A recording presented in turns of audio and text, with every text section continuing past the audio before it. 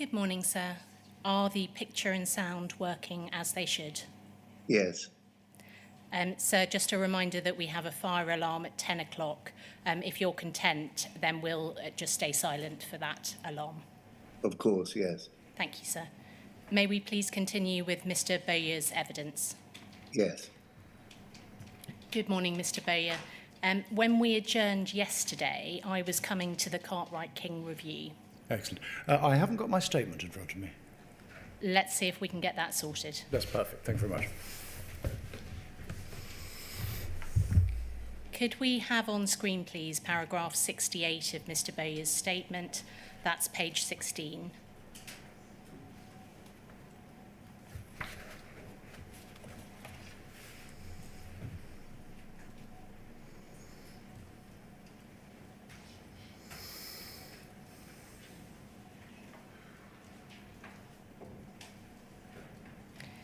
You describe the review process here in this way. You say, in broad terms, the process operated by the relevant files being subjected to a first sift. This was carried out by various solicitors at Cartwright King, including Martin Smith and Andrew Bolse, and those cases that passed the first sift criteria were subjected to a second sift, which was conducted by Counsel. Initially, the only counsel involved were Simon Clark and myself, but later counsel from the independent bar were instructed. The operation was conducted from the Cartwright King Derby offices to give easy access to the files. If disclosure was required, we were advising Post Office Limited to disclose the second site interim report and the Helen Rose report. Just picking up on the last sentence there, that where disclosure was required, you were advising the Post Office to disclose both second site's interim report and the Helen Rose report. You may have seen from the papers that there are a number of cases on which you advised where your advice covered the interim second site report and advised that should be disclosed, but did not mention the Helen Rose report or advise its disclosure. So just taking an example, the case of Alison Henderson, that's the case you address at paragraph 82 of your statement. And the advice, if we can have it on screen, please, is POL 002 94503.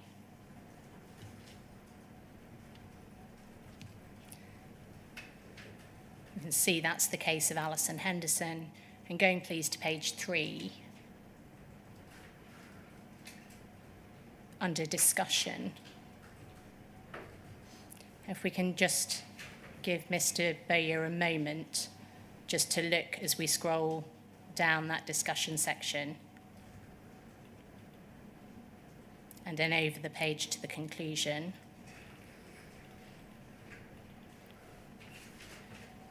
Can you see that the second site interim report is addressed and the advice is to disclose it, but there's no reference here to the Helen Rose report? Can you help with why in some cases only the second site interim report was being disclosed and not the Helen Rose report? I'm afraid I can't recall on case-by-case basis. Would there be any type of case where one but not the other would be disclosable? I think there were. I think in some of Simon Clark's advices he actually specifically disclosed one and not the other. Could we have on screen, please, POL 001 98128? This is your advice in the case of Kathleen Crane, and you address this at paragraph 79 of your statement, if you want to see that. Yes. This was a Horizon Legacy case. And going to page 3, please. Paragraph 9. You say this is a pre-Horizon Online case. The second site interim report deals largely with Horizon Online. We have nothing to disclose that directly relates to the pre-Horizon Online cases. If this was a case where the allegation was one of theft or the defendant was sentenced on the basis that she had appropriated the money, the position might well have been different. To what extent if at all, did you consider that legacy horizon cases might attract disclosure of the second sight report? Well, I think we did disclose some of the legacy cases. Well, we can come to that. I think you've quite recently seen a copy of your advice in the case of Peter Huxham. Is that right? Do you recall? Yes, I would have. And if we can have that on screen, please. It's POL 0029 4518.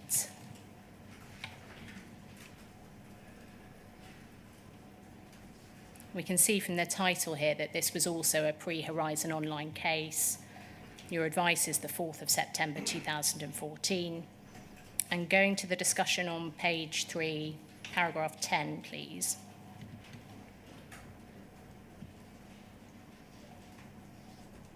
You say, this is an unexplained loss case where the defendant states that he was covering up losses that had occurred for reasons out with his knowledge.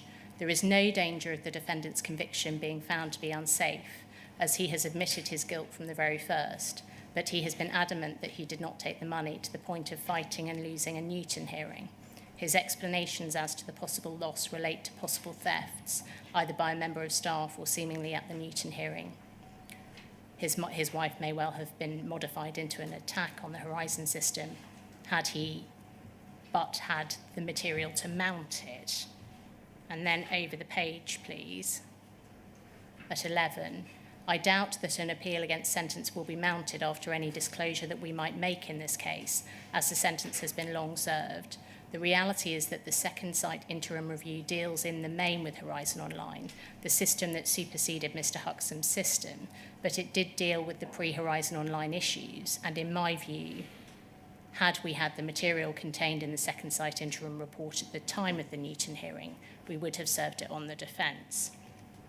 And then the conclusion, those instructed by Mr. Huxham should be written to in order to make disclosure of the material contained in the second sight interim report. So in this case, you advised the interim second sight report was disclosable. Yeah. Can you help with why there was a different approach in this case to the pre-Horizon Online case, and whether there was any particular principle that was being applied at the time? I can't help as to my thought processes at the time. It's 10 years ago.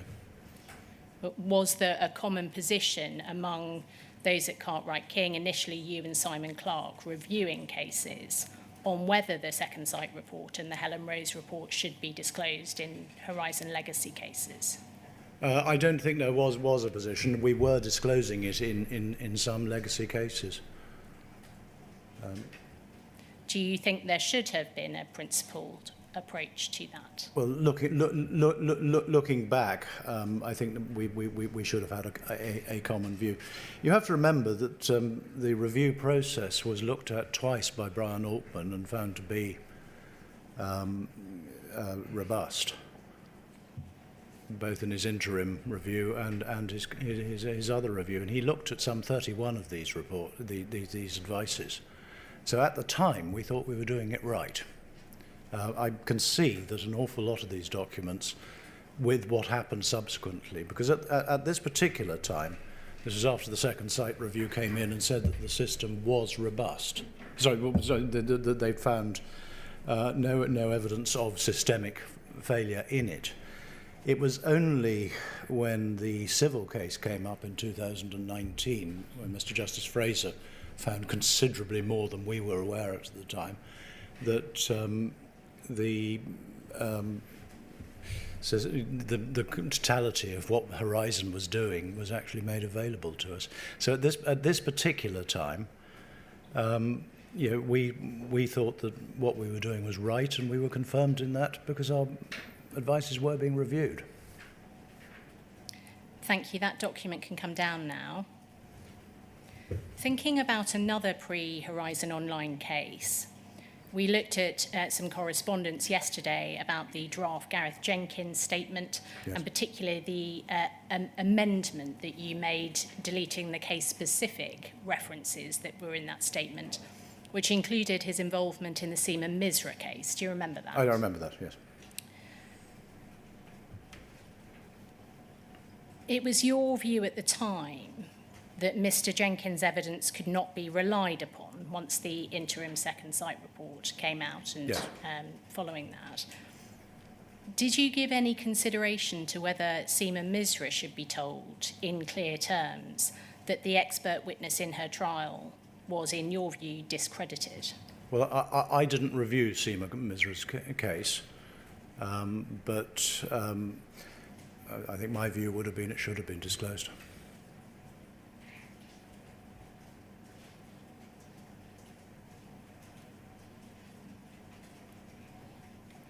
When you were reviewing the cases that you were, did you notice any patterns of sub-postmasters raising unexplained losses and challenges to Horizon? No, I think I said in my statement, one of the problems was that the allegations against sub-postmasters were often very different. We had allegations of people taking money directly from the post office till, and there's one case where they were allegedly, according to one of the other witnesses, paying their staff directly from the sub-postmaster's bill. Other cases, we had people who pleaded guilty and admitted that they were paying off the retail side of their business from post office funds in the hope that they would repay it. We had other cases where people were actually, when people wanted to withdraw money, they were typing in their PIN numbers, and it would fail first of all, and then they would type it in again and get the funds. And the allegation was that the first one would be pocketed by the sub-postmaster. So we were dealing with a whole different type of offending. And so, yes, there were cases where people were alleged to be short on their funds, but there were other types of offending as well. And so what we were looking at didn't fit a single Horizon bug.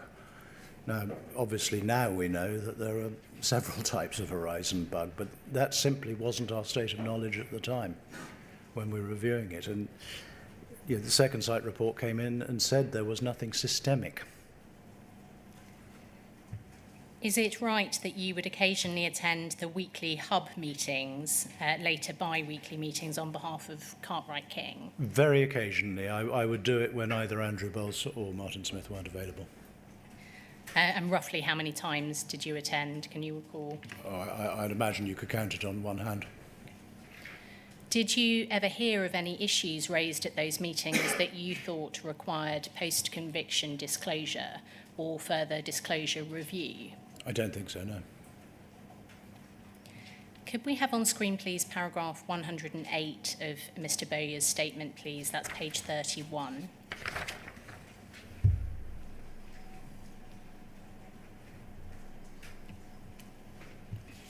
Apologies if I've given the wrong page reference there.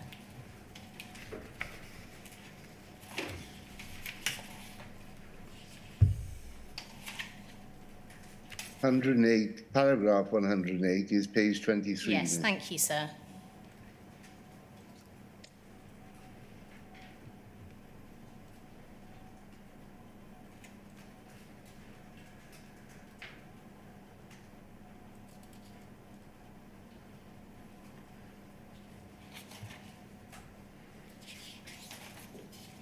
My apologies.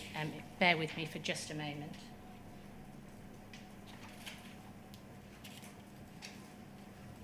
It's page 31. It's paragraph 155, please.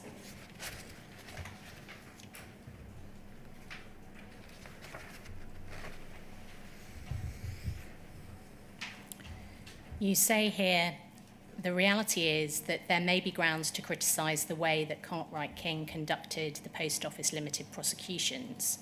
However, they did fulfil their role as external lawyers in calling to a halt the prosecutions. Attention, please. Attention, please.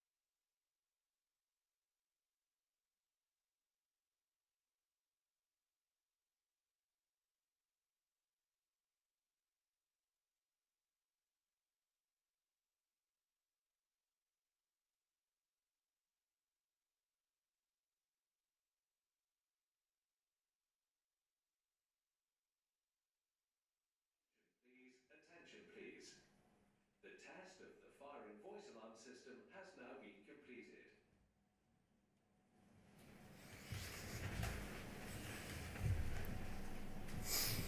Just rereading that sentence, and that Yes. first sentence, the reality is that there may be grounds to criticise the way that Cartwright King conducted the Post Office Limited prosecutions.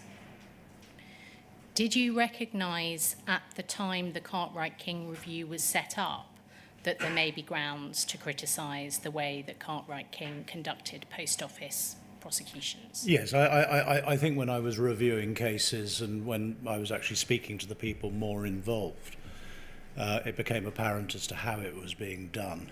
And yes, I had concerns. And at what point into the process did you have concerns? Really, during the review, the SIF process, when we were reviewing cases. You have to remember we were reviewing a lot of cases that weren't Cartwright King, but they went back quite a long time. At the time, did you recognise the risks inherent in Cartwright King, and this phrase has been used a number of times, marking its own homework? Well, yes, because that was addressed at a very early point. Especially, we had a conference with Brian Altman in his chambers in September, I think, 2013. And that point was addressed there and then. But I think it was felt that, A, the Cartwright King barristers actually hadn't prosecuted the cases themselves, and B, this was the fastest way of getting the job done.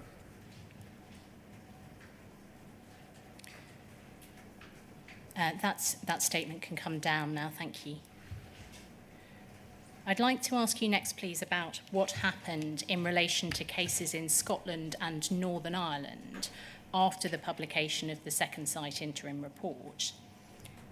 Can you help with what was done by the Post Office or by Cartwright King, if anything, to inform the Crown Office and Procurator Fiscal Service in Scotland and the Public Prosecution Service in Northern Ireland that Second Sight had been instructed to conduct their review in 2012?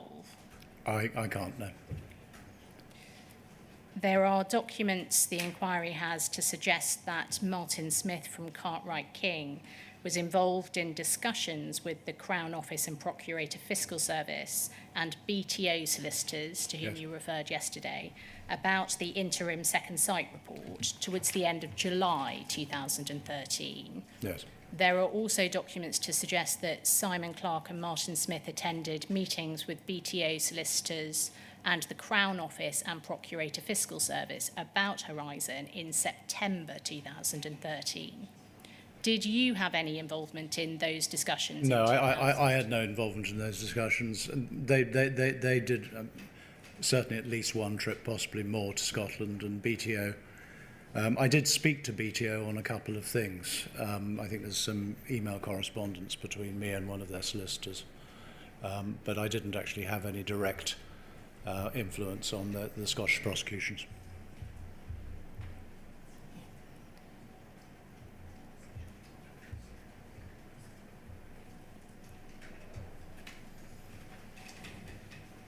Was there any consideration given to the impact of the interim Second Sight report on disclosure duties on prosecutors in Scotland and Northern Ireland? Specific review and process of a similar review exercise taking place in Scotland or Northern Ireland? I wasn't.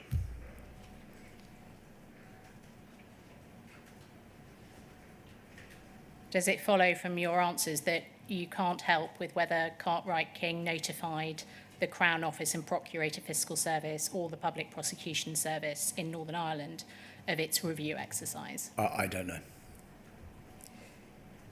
In 2014, 333520. This is an email chain which you're not part of, but we see your involvement in the case is referred to in this top email from Jarnail Singh, dated the 8th of October 2014. Before we look at that, just to put this in context and look at some of one of the earlier emails, If we can look at page 2, please. About 2/3 of the way down the page, there is an email dated the 19th of September 2014 from David Oliver to Chris Ojard, copied to John L. Singh, among others. And it says this, subject Duran case. Chris, I wanted to bring one non-scheme case to your attention and check you are content with the suggested approach. The case in question relates to Mrs. Duran, deceased. The case was one of the original cases raised by MPs but did not apply for the scheme. It is an old case, 2004, and relates to an unsuccessful prosecution brought by the police in Scotland. Mr. Duran has written to Paula raising this case and criticising the Post Office's handling of it, and his MP has, with James Arbuthnot, sought a meeting with Paula to discuss the case, which James is chasing a response on. The case has been looked into by the Crown Office in Scotland, and Post Office has been in contact with them via BTO. John L. has previously dealt with this. Last correspondence I've been able to find internally, 14th of April. Then there's proposed next steps. And we can see over the page, John L. to contact BTO for any further and more recent correspondence. Subject to that, contact Crown Office to understand their views on the case and what has been provided to Mr. Duran. I will draft a holding reply to go to James.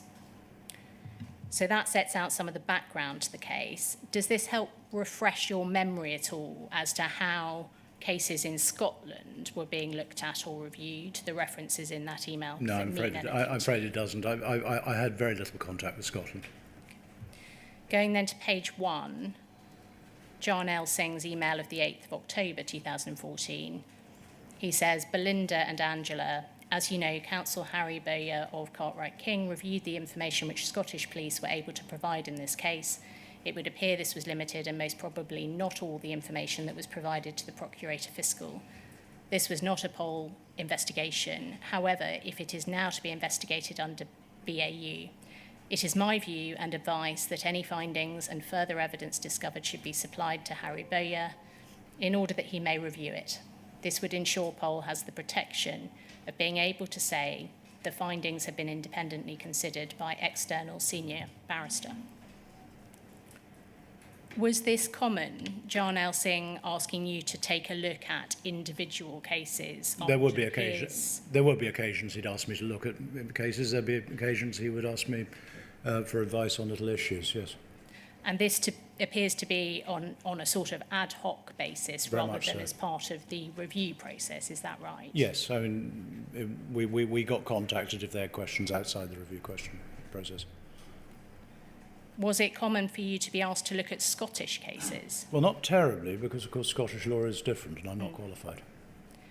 Did you feel able to advise on this Scottish case? I don't recall this Scottish case, but the email suggests that the information was limited. Were you aware that John L. Singh saw the purpose of asking you to look at cases in this way as being that the Post Office would have the protection of being able to say it had been reviewed by an external senior barrister? I wasn't aware, but I would have been able to guess at it, yes. That can come down now, thank you. At paragraph 106 of your statement, you refer to Cartwright King's involvement in drafting a new prosecution policy for the Post Office.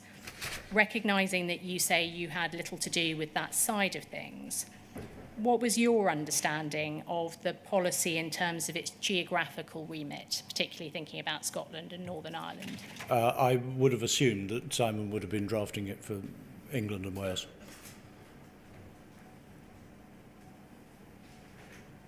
Can you help at all with whether the procedure in Scotland and Northern Ireland was viewed in the context of possible reform of Post Office Limited's prosecution policy? Was it considered at all?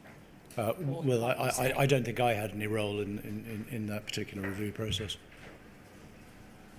Could we have on screen, please, POL 00333 527? the top two emails here are from April 2015 and are between you and Laura Irvin, who was a solicitor with BTO Solicitors in Scotland, the external firm who advised on post office cases.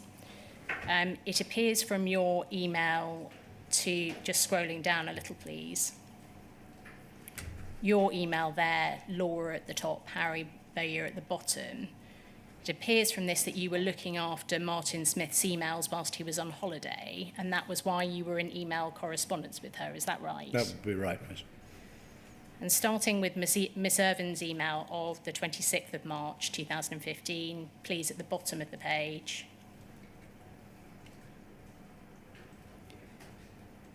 Her email to Martin Smith. She discusses a Scottish case and appears to be trying to establish what the progress was on a Horizon expert report. Is this a reference to the attempts which were being made to find another expert Yes, at the I time? think And then at the penultimate paragraph of her email, she says, I have been provided with various pieces of information about the progress with the Horizon expert report, mostly by you, but that the last I heard from John Scott was that there was a report from Deloitte that may negate the need for an expert report. However, I got the impression from you yesterday that it didn't tick all the boxes.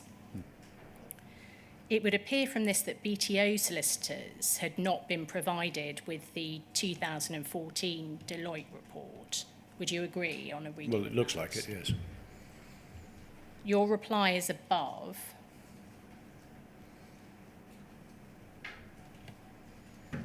And you say, Laura, Martin has me looking after the emails. The Deloitte report does not tick all the boxes, and we would prefer to be given a clean bill by the experts who are in the process of being instructed. They will be in no position to report in the timescale of this case. 2 points arising from this, please. First, you don't mention here your reaction of shock to the revelations in the Deloitte report about remote access, do you? No. Can you help with whether that issue of remote access was raised with BTO solicitors following Cartwright King's receipt of the Deloitte report? I don't know, because the main contact between BTO was Martin, and you can see from this email, I was only stepping in while he was on holiday. Second, you appear to be suggesting that any expert report would be giving Horizon a clean bill of health. Was that your view at the time? Well, that's what we thought was going to happen, yes. Why were you so sure of that? Well, again, it was the second site report with no systemic problems. And so as far as their report was concerned, we thought we would get an expert report that would show that it was fundamentally sound and the evidence could be relied on. If the expert report had come back and said it couldn't be relied on, then that would have been the end of prosecuting. That can come down now, thank you. In an email chain we looked at yesterday from August 2012, you referred to cases raising Horizon issues being likely to become more numerous as the bandwagon picks up speed. Why did you use that expression, bandwagon? Yes, I think the inquiry is attaching pejorative terms to it. There are popular themes in criminal law and popular defences that arise. There have been bandwagons that I've joined when I've seen that a defence seems to be working. I will leap upon it. But no, as far as this was concerned, when Horizon became an object that looked as though it was being challenged, more and more people would actually take a look at it when they got a post office case in. It's common sense. But I don't see that the phrase bandwagon is in itself pejorative. We needn't go to the documents unless you wish to, but bandwagon was an expression which was used by you in 2 advices relating to post office prosecutions, Yes. given after the publication of the interim second site report. You referred yesterday to the interim second sight report being a shock moment. Yes. Did it not therefore make you more wary about making the kind of assumptions which underpin the use of the language horizon bandwagon? I don't think so, no, because you can join a bandwagon that is perfectly proper. There are occasions when the reason people are all heading in the same direction is that they've got a valid cause. But as I said, I don't find the term bandwagon pejorative. There is one further document from yesterday I'd like to go back to briefly, please, for a point of clarification. The reference is POL 00293276. This is the 13th of January 2020 letter about continuing the relationship between Cartwright King and Post Office Limited. Going to page 2, please. What we looked at yesterday was that point 3 with reflections on past setup and relationship.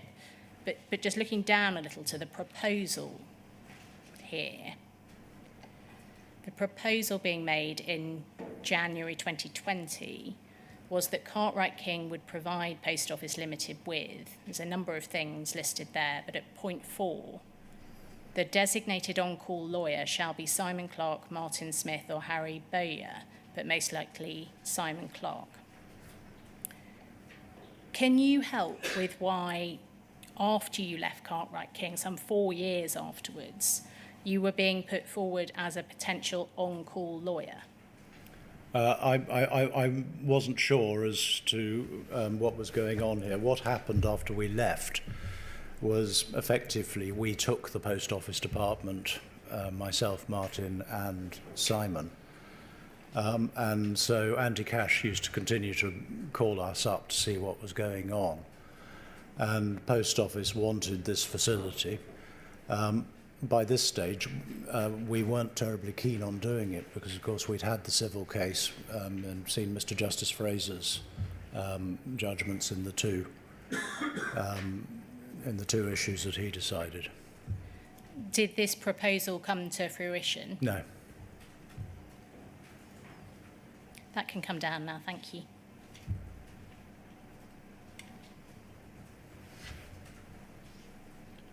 Just one final point from me. You've said in your statement at paragraph 65 that the Post Office was an enormous client, even for a firm the size of Cartwright King. As you sit here today, do you think that the importance of Post Office as a client to Cartwright King influenced, whether consciously or subconsciously, the way you approached your advice and your ability to advise impartially and independently? Yes, I think it must have. When we actually pulled the plug on the prosecutions after the Clark advice, it was worrying as to how our bosses at Cartwright King would take it. And it was, it was a big moment telling Post Office that they could not rely on their expert and they should stop prosecuting. So those are all the questions that I have. There are some questions from core participants. Those I know about are Mr. Henry, Mr. Maloney and Ms. Oliver. There may be, and Mr. Jacob as well. And I think that's it. In terms of order, if we can start with Mr. Henry, please, sir, then Mr. Jacob, then Mr. Maloney, and then Ms. Oliver. Is that Certainly. acceptable to you? Yes, of course. Thank you, sir.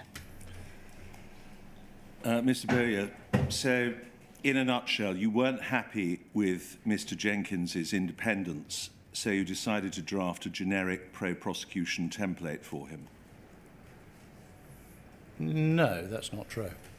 Well, you were trying, you said, to be fair to the defence, and just coming to an expression that you used yesterday, that this statement would give the defence a windmill to tilt at.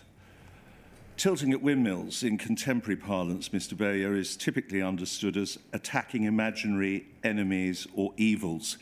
Is that what you thought the defence were doing?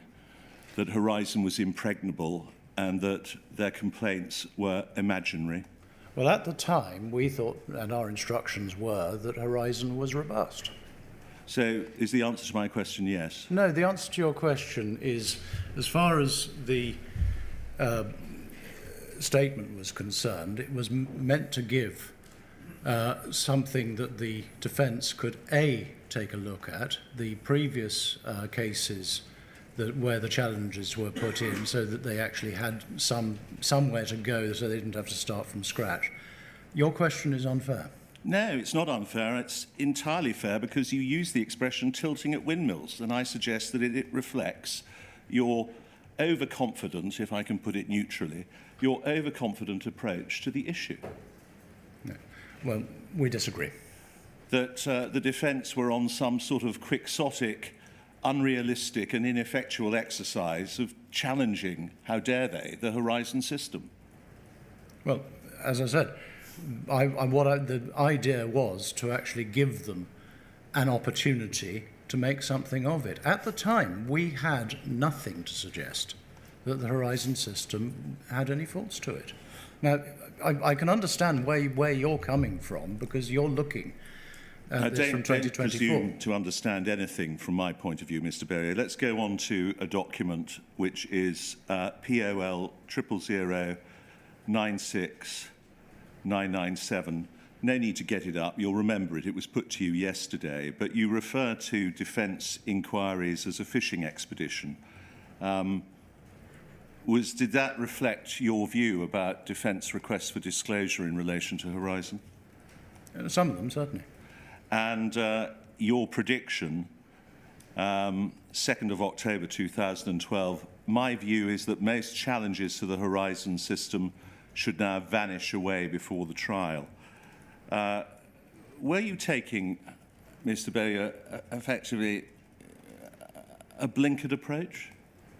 And I can see that particular comment hasn't aged well, but no, I don't think so. Right. Can we turn, please, to POL 000-66807, please? This is your response to Mr. Altman's review. And could we go to page 3 of this document? And let's concentrate on Roman 7. Whilst this system is still in its infancy, there are issues that should be dealt with as soon as possible. A, an expert to replace Gareth Jenkins must be identified and instructed without delay, as almost all of our cases depend on the integrity of Horizon, even if only to the quantum of thefts. We need to have an expert to say that the system is sound, and whilst there are and have been glitches, the system and its product are sound. Does that not show that the intention was not for the expert to be objective, but rather to reach the conclusion instructed by Cartwright King? Well, no, I don't think so. We need to have an expert to say that the system is sound and that whilst there are and have been glitches, the system and its product are sound. Time is of the essence, as there are cases in the system that will be compromised without such evidence. This is old ground, so I will not go over it again. And this was essentially, was it not, the idea that the expert inevitably would say that the system was robust. A dangerous assumption on your part, Mr. Bowyer. Well, if the expert said the system wasn't robust, it would have created problems for us, and we would have ceased to prosecute. But at the time, our instructions were that it was robust, and Second Sight had found nothing systemic. But they had found disturbing issues concerning 2 bugs and also other deficiencies in the way in which the postmaster's complaints have been dealt with. Could we go to subparagraph B? The product of the hub meetings should be collated and assessed. Much of it is raw rumour, but it needs to be investigated so that we can dismiss it as that. Again, does this not reveal raw rumour investigated so that we can dismiss it? Does this not reveal institutional bias on your part, too close an alignment with your professional and lay client? Well, I don't think it does, no. Other material may well point to genuine flaws in either the Horizon system or the use of it by Post Office staff, and needs to be addressed both to fix the flaws and be assessed as to its potential disclosability. How could flaws in the Horizon system, genuine flaws, be only regarded by you as potentially disclosable? Well, again, this particular paragraph shows that I'm looking at the disclosability. Don't you think that it ought to have been slightly more emphatic, or would that not have been unpalatable to the client? If there are genuine flaws, they must be disclosed. Yes, you would be right. Right. So were you trying to sugar the pill? No, I'm afraid if you point at clumsy English, it doesn't mean that my intent was to actually make things palatable to the lay client. Miss Price has taken you today to a Scottish case where you were trusted by Jarnail Singh to review it. The case was called Doran. She faced embezzlement charges of over £7,000 and was acquitted. And she said all she'd done was to follow instructions on the screen. In other words, she was not dishonest. She was only following the instructions that Horizon had given her. Do you remember the case now? I don't remember it, no. Well, I don't want to ambush you, but it seems you advised on non-disclosure. You may well be right if I take it from you. Let me just ask you now to in the mediation scheme and disclosure issues, do you accept that quite a lot, and the document I'm going to take you to doesn't actually refer to this, but a number of the issues in the mediation scheme, a substantial minority of these applications contain complaints about the behaviour of Post Office investigators? Yes. And you were against the reports that those investigators had compiled being disclosed, weren't you? I was against some of the working documents being disclosed, yes. Right. Well, let's go to POL 00301427. While that's being brought up, just so that I can clear my mind, the actual criminal Doran case was long before your involvement, as I understand it, and you became involved because of the potential review of that case in the mediation scheme. Is that correct? I think so. It was a Scottish case. I've got no recollection of it. But no, I appreciate that. But given that your involvement was, I think, 2014, yes, and the actual case was about 10 years before, yeah, it seems to be the only logical explanation. Well, I'm not sure whether it's for the mediation scheme or whether for some sort of Scottish review. I don't know what it's All for. right, so it's either the mediation or some review occurring in Scotland. Yes. Fine, all right. Thank you, sir.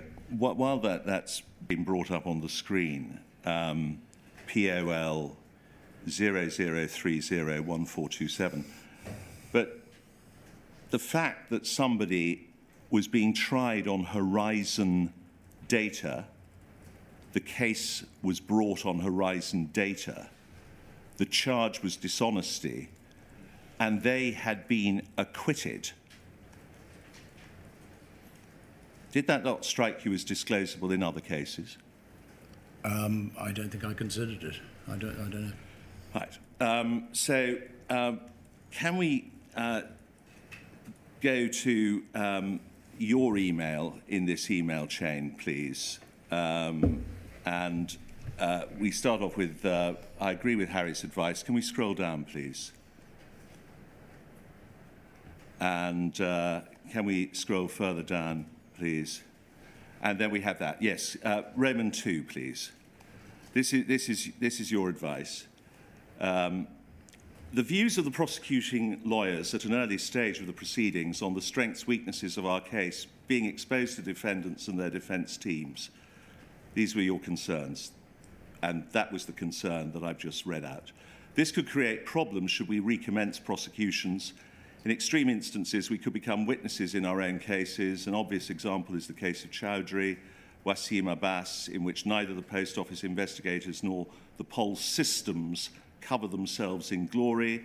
I'm sure that our mutual client, POL, does not want a document in the public domain that provides a route map to how to attack us where we are most sensitive. Mr. Bowyer, isn't that precisely the purpose of disclosure under the CPIA, that the material might be capable of undermining the prosecution case or assisting the defence? Absolutely. All right. So why did you say, I'm sure that our mutual client does not want a document in the public domain that provides a route map to how to attack us where we're most sensitive? Because as far as that's concerned, it should be considered in the context of each case. Right. And can I just ask you to consider this? The Horizon bandwagon, and you say that that wasn't pejorative, and so be it, but those two advices that Ms. Price referred you to were dated the 2nd of September 2013 and the 5th of September 2013. Here we are involved in the mediation scheme. Do these views not reveal a somewhat jaundiced approach which might have affected the way in which you were performing the SIFT? I don't think so, no. Well, my conclusion are two matters. The first is, and they're both concerning clients represented by Messrs. Hodge, Jones and Allen, who instruct me. One is Mrs. Kathleen Crane.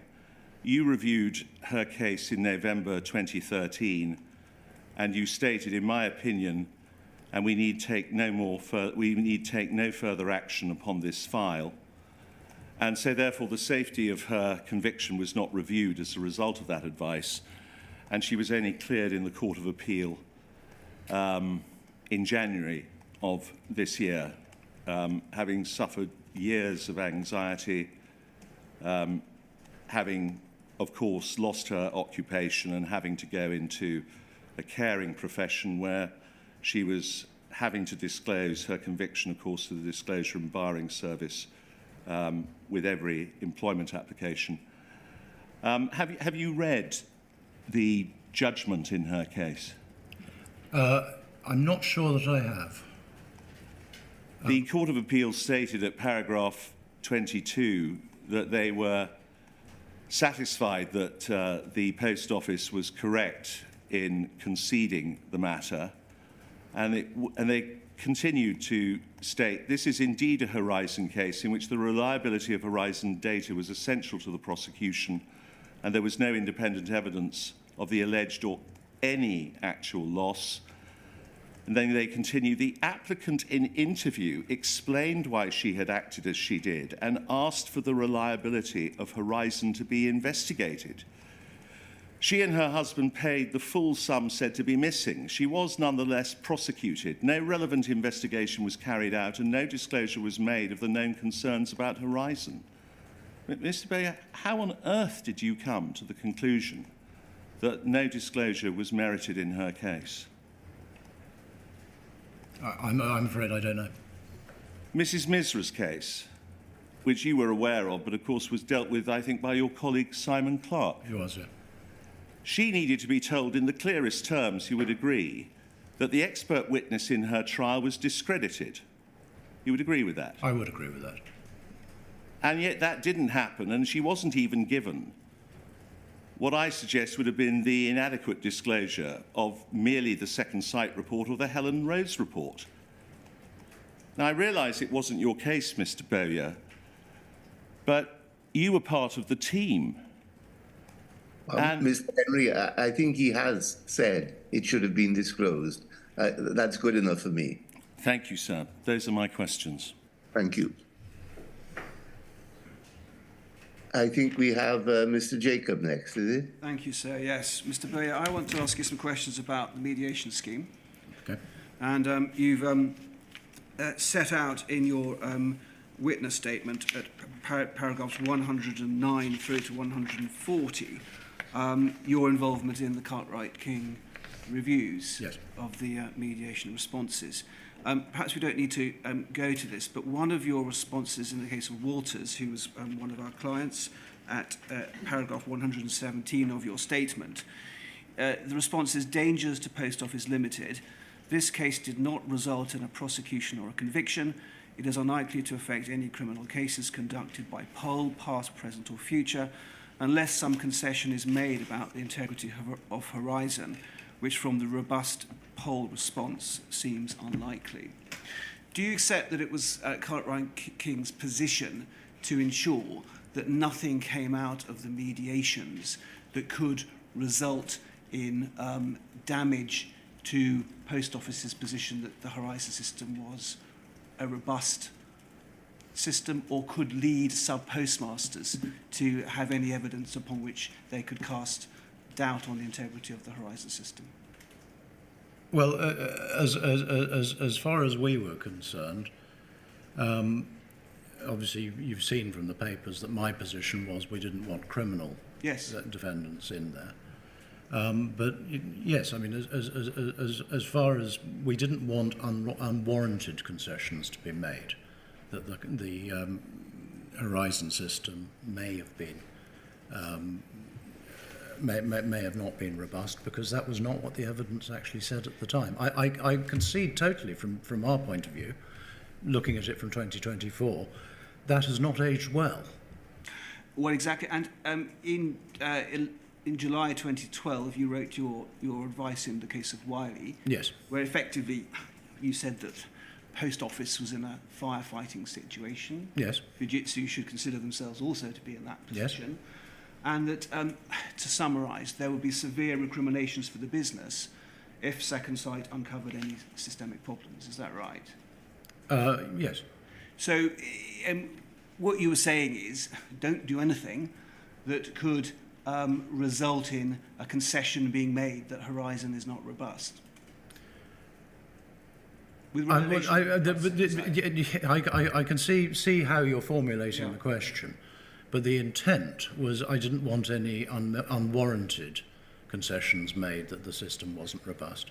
And what's an unwarranted concession? A concession merely to make the mediation go more smoothly. Are you aware, and I'll give an example of a case of one of our clients, Mr. Peter Holloway. He attended a mediation in November 2015. Presented his case to the Post Office representatives with the mediator present. He says the mediator told him there was a good chance that the Post Office would agree to settle his case and that there might be a reasonably significant sum. Post Office representatives thought about it. The mediator returned to Mr. Holloway at 3 o'clock in the afternoon and said, "I don't know what to say. They're refusing to even make you an offer." The mediator told Mr. Holloway that the Post Office representatives had told him they'd been sent to the mediation with instructions not to settle at all. Were you aware that Post Office representatives were attending mediations with instructions to maintain in the mediation that Horizon was robust and that there should be no settlement, or if any settlement was made, it was simply to be a token? I wasn't aware, no. Are you aware that anybody in Cartwright King advised that what you had advised in relation to the Wiley case should feed through into the conduct of the mediations? Again, my main role was to advise on various documents that were going forward to the mediation. How the mediations were carried out, we had no role in.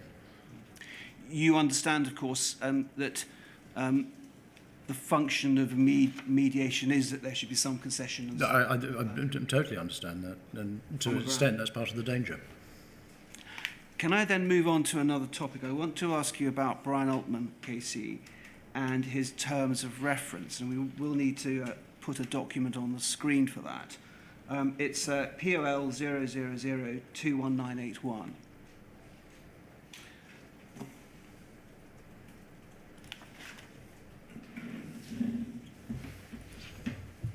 Just wait for it to come up.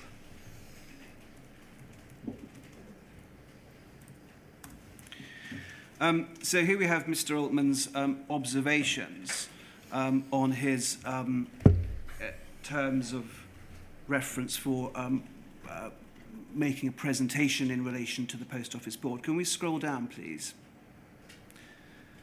And can we scroll down to B? So scroll down further. Right. So B, I understand that I'm to meet and report to the board.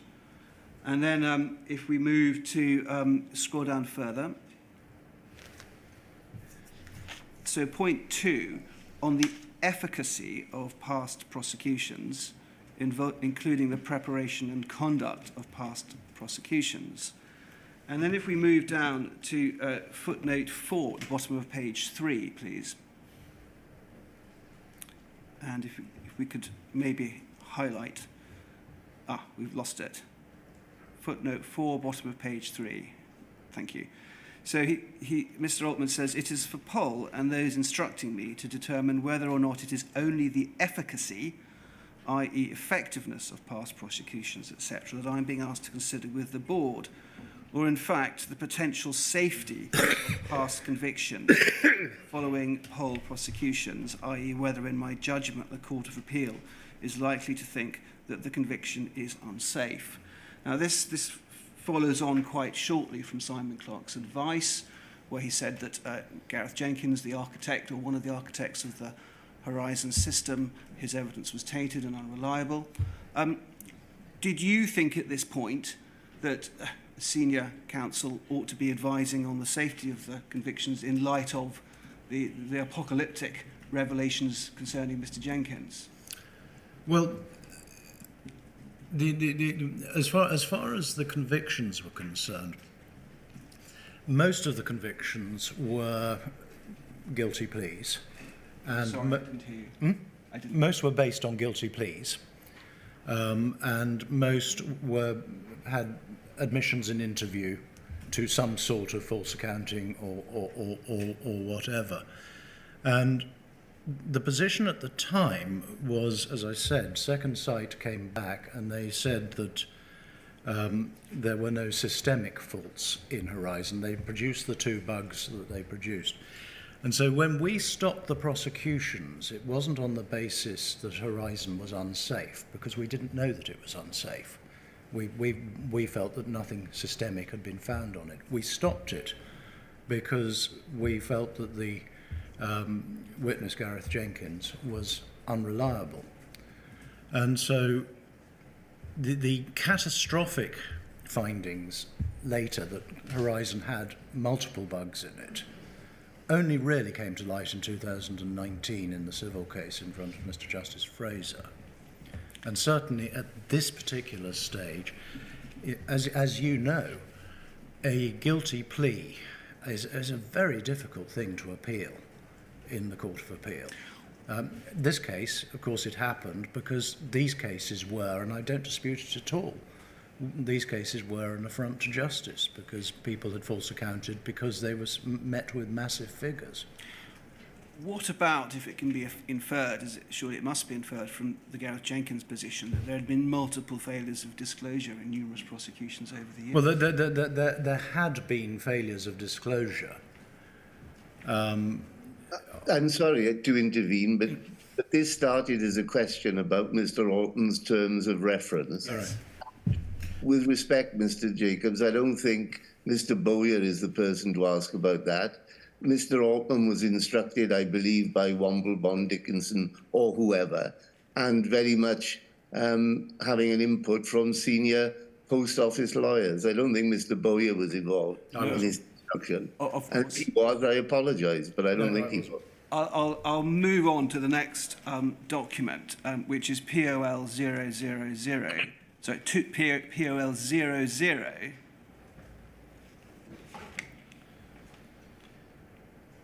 021980.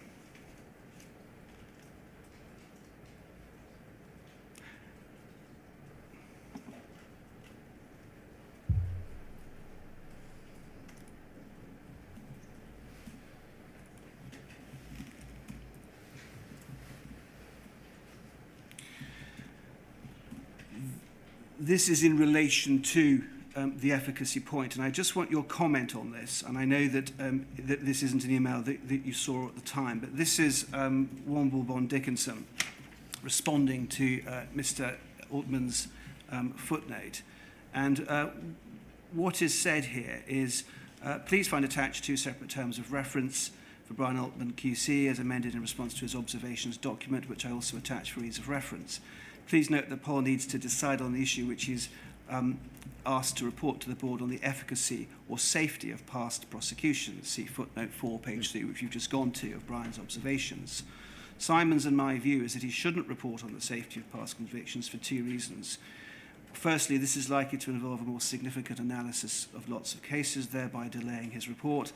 And secondly, and potentially blurs the boundary between BA and CK's respective roles. Now, you've said in your evidence that you thought that Bond Dickinson's knowledge of the criminal law was somewhat sketchy. Is that right?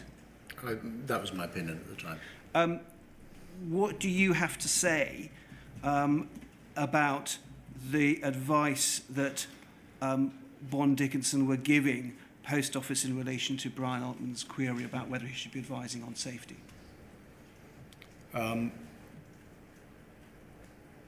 Sorry, what was my opinion then on that? Yeah. I wasn't aware that he was being instructed at the time, or they were considering him looking at the safety of the reviews. Our instructions in the SIF review was not to look at the possible, look at the potential of appeals at the time. It was just as to whether the stuff would be disclosable or not. And do you think, following the Simon Clark advice, that Post Office, in light of the potential for miscarriages of justice, ought to have sought advice on the safety of convictions as a matter of urgency? I'm sorry, miss, I just don't think this is appropriate for this witness. These questions can be asked of the people who instructed Mr. Altman. Thank you, sir. I'll move on. I don't have any further.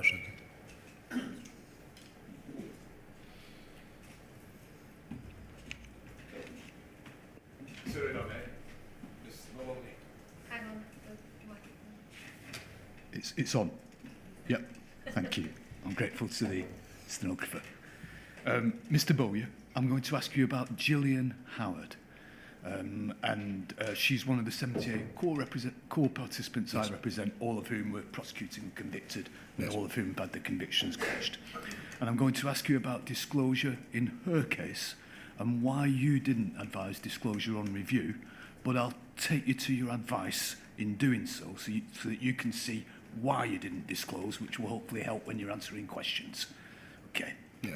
Now, she falls into the category of most cases that you've just described to Mr. Jacobs, that is to say, a guilty plea and an admission to false accounting. Yes. She was interviewed under caution on the 8th of June 2010, following an audit that revealed a shortfall of some just shy of £46,000. And then, so that's the 8th of June 2010 for the interview, and then by letter to Post Office on the 7th of April 2011, and that date is important, Mrs. Howard offered a guilty plea on a proposed agreed basis. Does this jog your memory? I remember the case. I discussed it at paragraph 75. I'll shortly take you to your advice, but just to finish the background details, as it were, to start with. She pleaded guilty on the 26th of April 2011, having indicated or offered the agreed basis of plea on the 7th of April of 2011. And on the 26th of May, she was sentenced to a 6-month community sentence. Yes. Just for completeness, at the Court of Appeal, Post Office accepted it was an unexplained shortfall case. Evidence from Horizon was essential to Mrs. Howard's case. No ARQ data was obtained Yep. at the time of the criminal proceedings. No evidence to corroborate the Horizon evidence. No investigation into the matters raised by Mrs. Howard in interview, and no examination of the numerous calls that she'd made to the helpline. In fact, she'd made 22 calls to the helpline saying that she was having real trouble balancing with Horizon, and none of the other staff at the branch was interviewed. And there was no proof of an actual loss. So a paradigm Horizon case in many respects. No, I accept that. Indeed.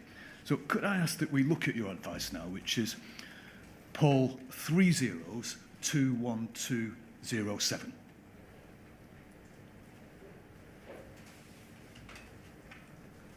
I'm grateful.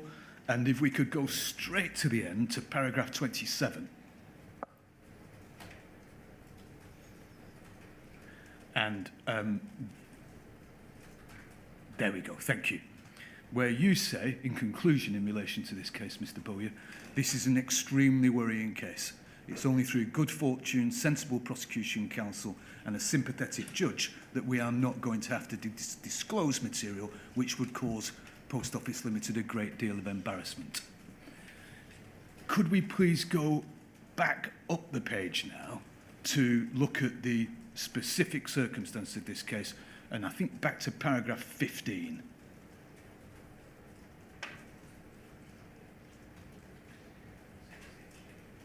Sorry, and yes, and above that, please, if you could go back to the previous page. I'm sorry. Keep going. And and just slightly further, please. Going up, and going up, and there we go. Paragraph 10. Thank you. So paragraph 10 relates how Mrs. Howard, following the audit, said she'd like to arrange a PACE interview. She was told of her rights. She produced a typed statement and article from the Grocer magazine relating to glitches in the Horizon system. And her prepared statement and note also complained of lack of support from Post Office and says that a series of errors were made, inference being she wasn't properly trained. But the contents of her interview are in the next paragraph. She's interviewed on the 8th of June, read out a prepared statement, said she'd not taken any money. She used to help her husband with the cashing up. She'd experienced problems from 2008 after her husband was taken ill. She employed 2 staff. When her husband was ill, she struggled to balance the accounts from the outset. She was never sure that she was completing the monthly balance correctly and simply putting the figures that Horizon displayed to balance.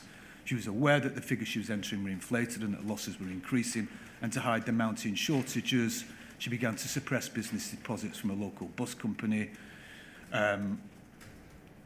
Carrying on down, she felt that an employee might be responsible for the losses. I won't name the employee for obvious reasons. Of course. She was concerned about her employee's sons visiting the shops to borrow money. She had less than a week's notice about the transfer to Horizon Online. Finally, she was aware that what she was doing was dishonest and had not financially benefited from any of the missing money. So she expressed concerns about Horizon as the Court of Appeal noted. If we could then go down to paragraph 13, which is just further down, you find other considerations. It became apparent, and this is an email from Helen Dickinson dated the 10th of February 2011, and that date's important because it's some 2 months before she enters her plea in April 2011. After Mr. and Mrs. Howard were suspended, that those who ran New Mill Post Office continued to employ the employee and also took on one of her sons. The Post Office continued to suffer small, unexplained losses, including cash being taken from a charity box in the secure area. It transpired that the employee had a key to the secure area that the new management were unaware of, and the employee's son has admitted theft from the charity box. And essentially what happened to that information, that it was kept under review, it wasn't disclosed, and there's a green post-it note attached to an email of 5th of April 2011 talking about scrapping the sensitive, unused items.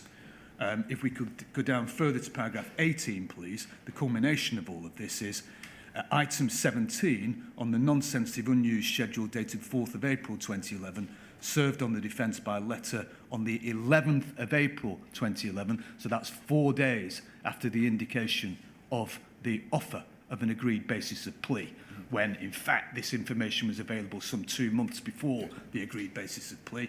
There is an entry that reads, email from New Roads personnel regarding incident at New Mill. Now that's the email that refers to the thefts by the employee's son, but it's really quite a cryptic reference, isn't it? Yes. For anybody looking at an unused schedule in those circumstances. So Mrs. Howard had pleaded guilty, but she said in interview that she always felt she wasn't completing the monthly balance correctly. She'd inflate the figures to make them balance.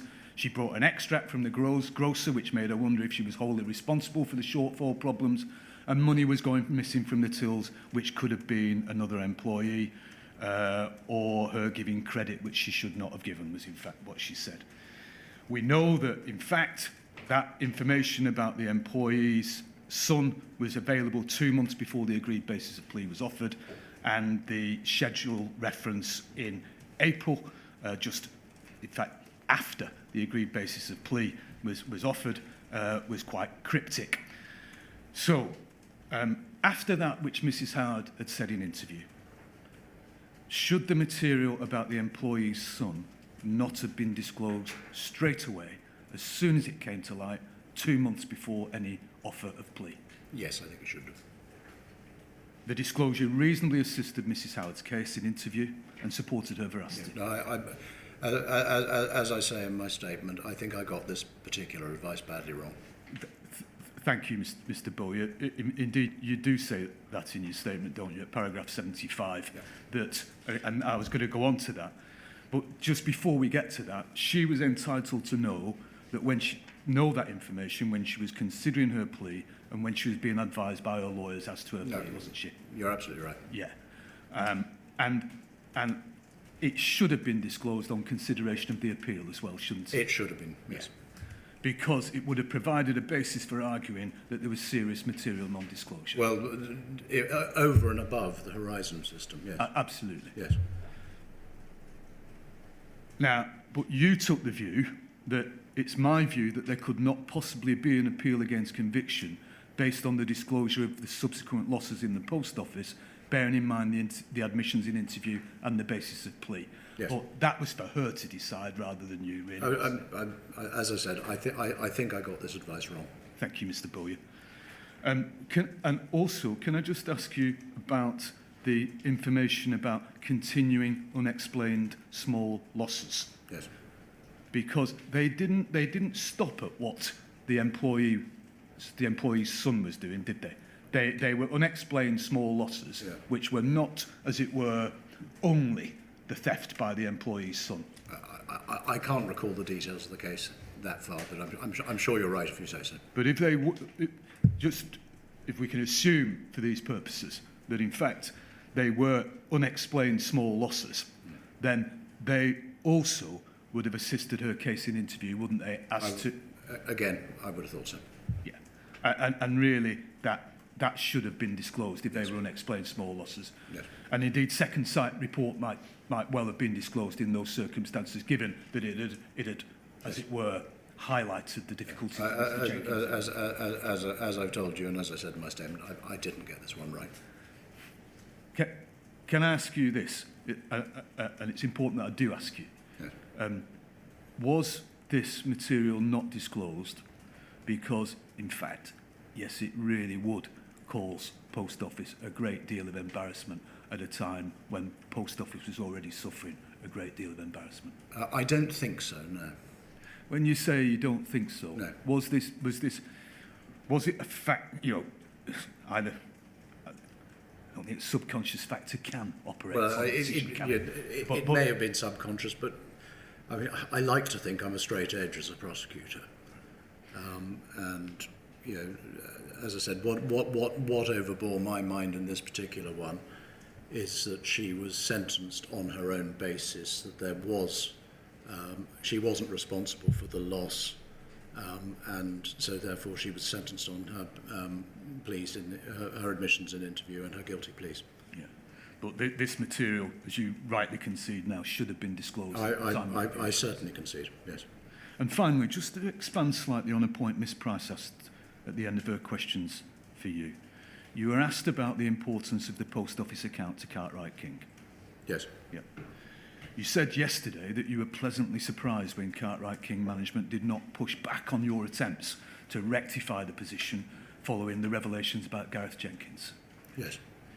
And even because you said even for a firm of the size of Cartwright King, post office was an important account. It was an important account, yes. One of the central aspects of that importance, would it have been the amount of income the account generated for the management of Cartwright King? It generated quite an income, yes. Yeah. And that's an important consideration in these circumstances. I would have thought so, yes. Yeah. Thank you very much, Mr. Bowyer. Mr. Bowyer, can you remember whether, notwithstanding someone had pleaded guilty to false accounting, you nonetheless decided that the second site report should be disclosed?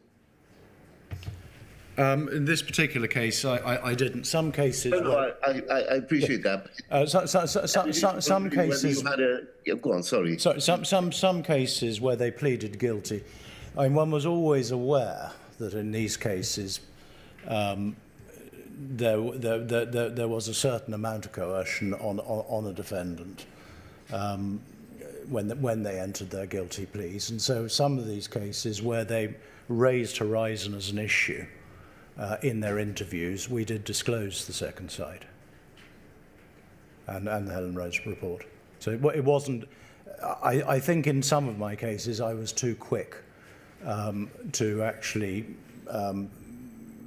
not disclose when there were guilty pleas and full admissions in interview. But right. Yeah, in the main, as I said, we thought we were doing right at the time, and when our cases were reviewed, they were found to be sound. All right, fine, thank you.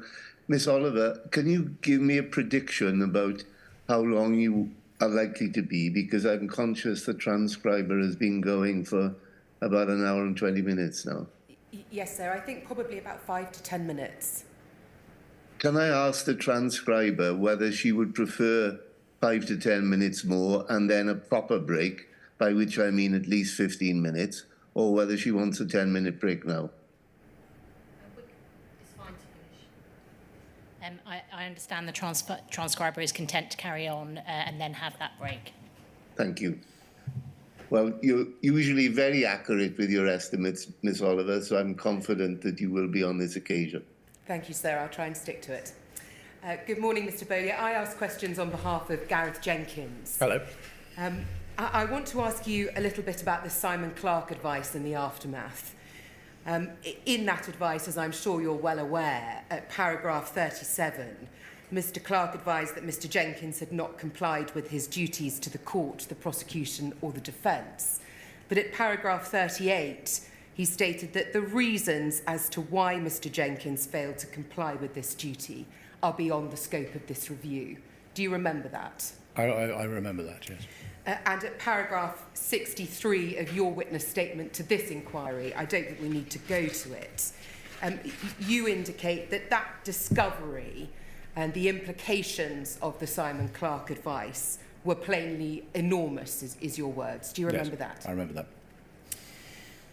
When you considered that the potential implications were so enormous, did you and your colleagues not consider it imperative to ascertain the circumstances in which Mr. Jenkins had come to give evidence in the prosecutions in which he was involved? Well, as you know, I wasn't taking the lead in this, but as far as the bugs were concerned, my understanding was that the bugs actually came either from Fujitsu or Mr. Jenkins himself, and then they're not mentioned in any of the previous reports. Do I take it from that that that inquiry as to the circumstances in which he came to give evidence was not something that was undertaken by Cartwright King, or at least not to your knowledge? Well, as I said, I wasn't the lead on this, so not to my knowledge would be probably the best thing, but there are witnesses to come who will be able to answer that for you. I'm going to ask you a few questions as to what you did, and if the answer is no, I didn't undertake that activity, then please do Yes, just say. Did you ask to see any of the written instructions that Poll or Cartwright King had given to Mr. Jenkins? No, I didn't. Did you seek to understand what Rachel Panter, who you described yesterday as a comparative baby, we've heard described as a paralegal, was doing in her conduct of these prosecutions for Cartwright King? No, she was based in Leicester, and I assumed she was under the supervision of Andrew Bowles, who was there. Did you ask any questions of Mr. Singh at Post Office as to whether Mr. Jenkins had ever been instructed as to the expert duties of disclosure? I'm not sure. I think I was aware that he was in Misra around about this time. Did you speak to him about his dealings with Mr. Jenkins? No, I didn't. And just on the topic of Mr. Singh, did he ever reveal to you any of the Horizon issues that he had been told about by Mr. Jenkins in the course of the Seema Misra prosecution? No. Did he ever mention, for example, that he had been told there was a locking issue in Horizon which caused transactions to be lost? No. That there were some 200,000 system faults recorded in the Horizon system?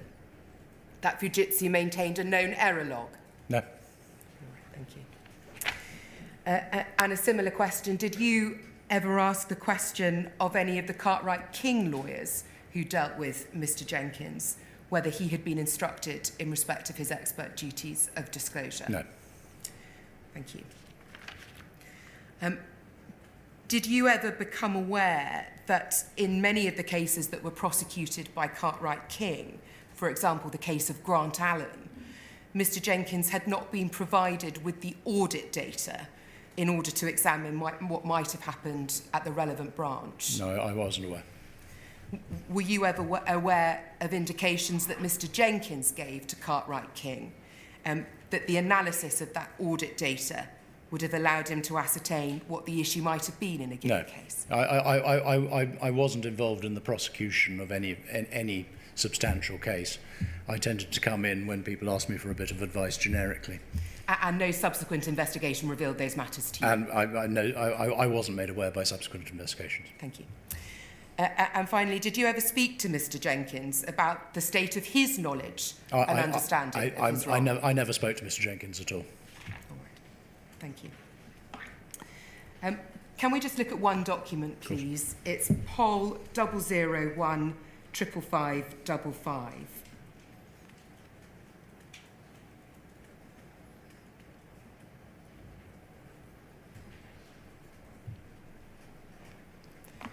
Have you seen this document before?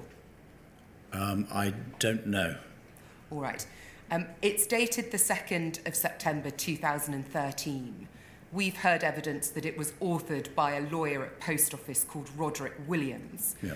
But it appears to record conversations with your colleague Martin Smith of Cartwright King. Yes. If we can scroll down to the bottom, please. Thank you. On the right-hand side, in the box, the handwritten box, we see the second point down, the question, what were we doing to instruct GJ, which we take to be a reference to Gareth Jenkins.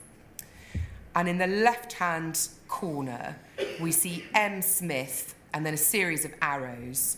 And the first one is, don't think he's ever been advised of his duties. Do you see that? Yes.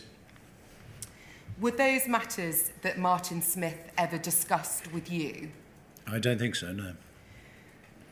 Was there any recognition, to your knowledge, within Cartwright King at the time of September 2013, when this note was authored, that there had been a failure to instruct Mr. Jenkins as an expert witness, or at the very least that there was a serious question as to whether he had been instructed as to his expert duties? Again, not to my knowledge. Thank you.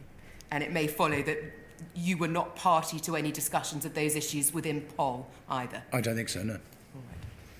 Thank you, Mr. Bowyer. Blush. So I think those are all the call participant questions, and now would be the time for the morning break, sir. Thank you. Well, thank you, Mr. Bowyer, for your witness statement, for coming on 2 consecutive days to the inquiry. I'm grateful for your participation. I'm blush. So we'll now break off until 11:30, is that? Yes, a sir. generous 15 minutes, yeah? Thank you. Fine.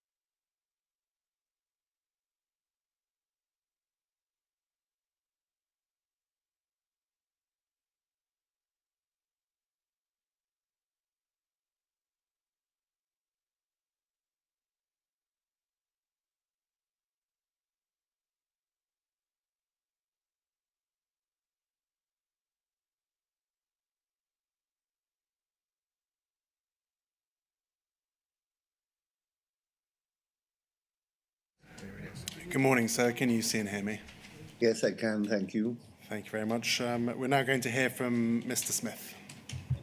Yeah, can I suggest, Mr. Blake, in terms of breaks, that we don't try and fit in a sort of short break between now and 1 o'clock, but rather we finish for lunch a little bit earlier and time the day thereafter, so to speak. Absolutely. In fact, we've been speaking to the stenographer, and she has confirmed that she'll make a signal if we are going on for too long.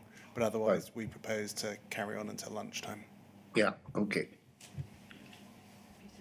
I swear by Almighty God I swear by Almighty God that the evidence I shall give that the evidence I shall give shall be the truth, shall be the truth, the whole truth, and nothing but the truth. and nothing but the truth. Thank you. Can you give your full name, please? Yes, I'm Martin John Smith. Mr. Smith, you should have in a bundle in front of you 2 witness statements. Yes. The first witness statement was taken in advance of phase 4 of this inquiry. It should be dated the 21st of November 2023. Is that correct? Yes.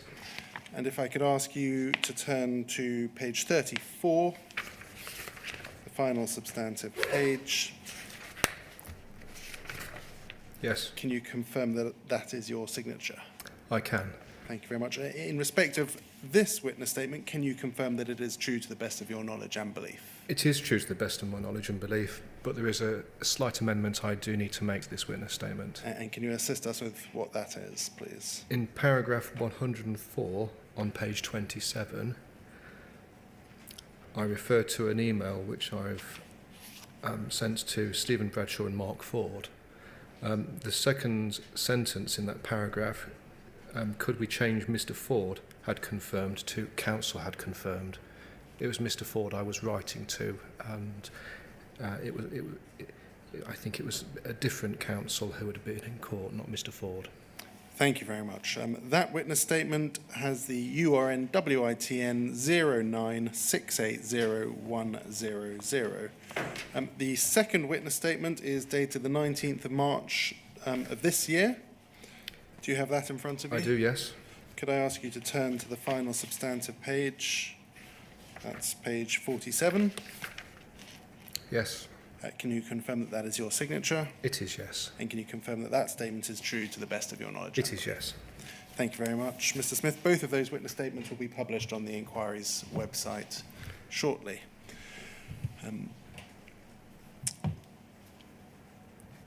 Thank you. You are a solicitor and have been since 1996, is that correct? That's correct, yes.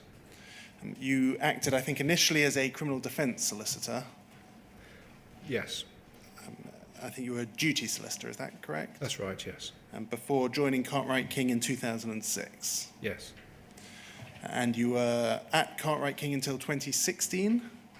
Yes. And I think we've already heard that you then subsequently founded a firm with Mr. Clark and Mr. Bowyer.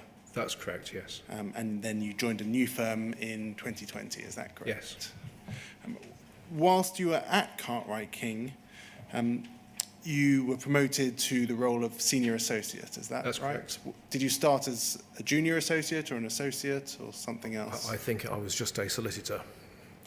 I don't think there was a label attached. Cartwright King acted in cases relating to the post office prior to its separation from the Royal Mail in April 2012.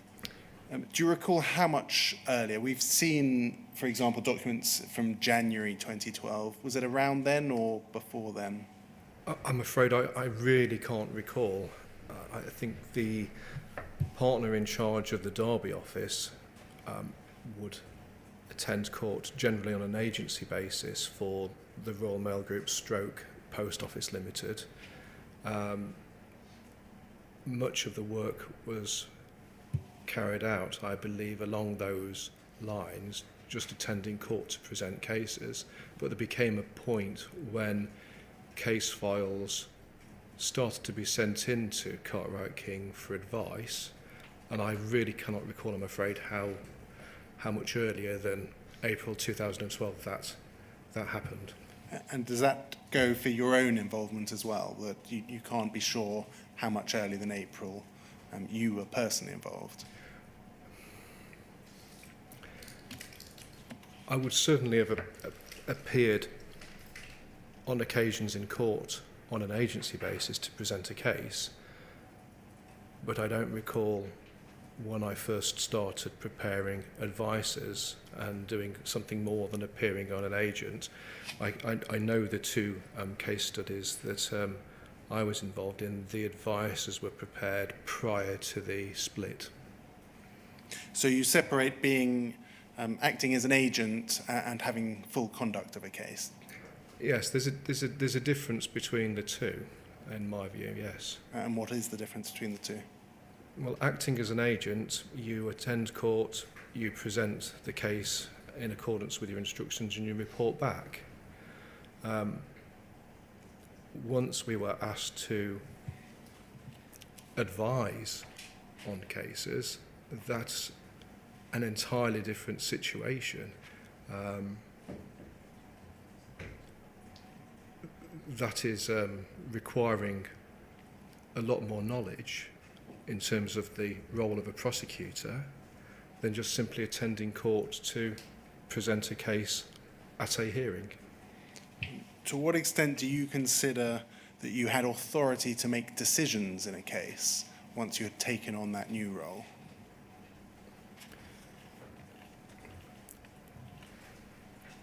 I think the situation was very nebulous to start with, in that certainly the two advices that I've seen recently, I wasn't clear who was ultimately making decisions, and I assumed that it would be going back to the head of the legal department to make decisions. We didn't, for example, know what post office prosecution policy was at that point. There were things that we didn't know. What yardsticks were we to apply in making the decisions? Yes, we could advise in the general, but ultimately those decisions needed to be made by someone within the organisation. When you first took over, I think you've said in your statement that the old Royal Mail cases were just provided to you without any handover or explanation. Yes. I don't recall any handovers. I think they just arrived. And Mr. Cash, who was the partner in charge of the Derby office, would simply allocate them accordingly, distribute them to whoever he wanted to deal with the case. And you've said you didn't see the various policies in place. Did that position change over time? Ultimately, Cartwright King was asked to advise with regard to amendments to a draft prosecution policy.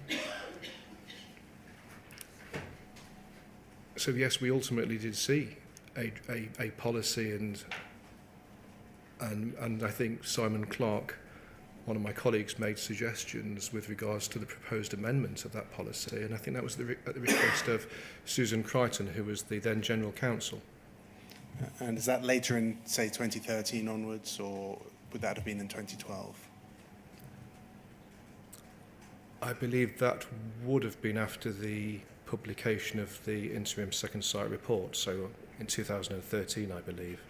And up until that point, you were working without any policies? Yes. I think there became a point when Mr. Singh decided how he would like the advices set out, and we followed the instructions that he provided in relation to that. We've seen your name in quite a lot of the documents, and the same names crop up again and again. Were you one of the main solicitors in the firm dealing with post office cases? There were very few solicitors in the firm dealing with post office cases. There was myself based in Derby, Andrew Bolts, a solicitor based in Leicester. There may have been others from time to time involved. And in terms of counsel, it was Simon Clark, Harry Bowyer. There may have been a couple of others from time to time. If we take the 2012-2013 period together, Is it likely that you were the solicitor who had the greatest conduct of individual cases? I don't know, I'm afraid. I think the cases were generally apportioned between myself and Andrew Bolts in Leicester. Thank you. We're going to come and see issues relating to decisions to prosecute, basis of pleas, etc. Were you able to make those decisions autonomously without reverting to the Post Office? In terms of decisions to charge, the advice would be given to Post Office and Post Office would make the decision. In terms of bases of plea,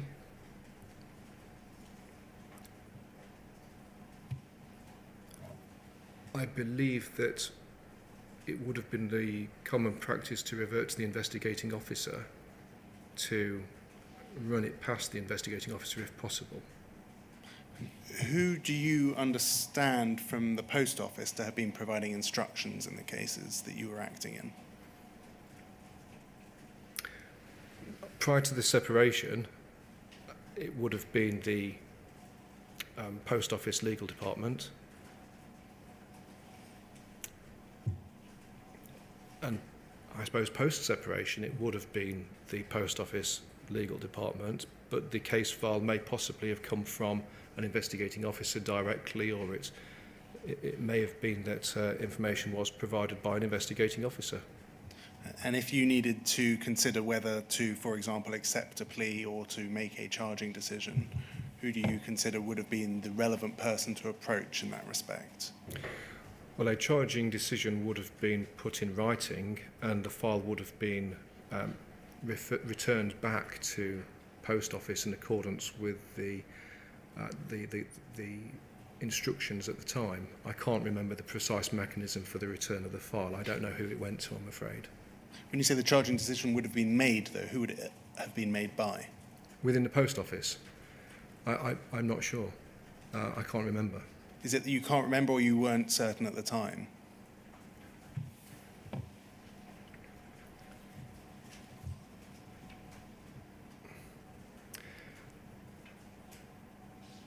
I'm afraid I just... There could have been changes during this period of time because we've gone from having the Post Office as part of the Royal Mail Group and I believe files coming from Mr Wilson to the Post Office splitting off from the Royal Mail Group and files being returned. They would have had formal advisors on them and I cannot recall the changes to the processes and the personnel in terms of who would have been looking at those documents.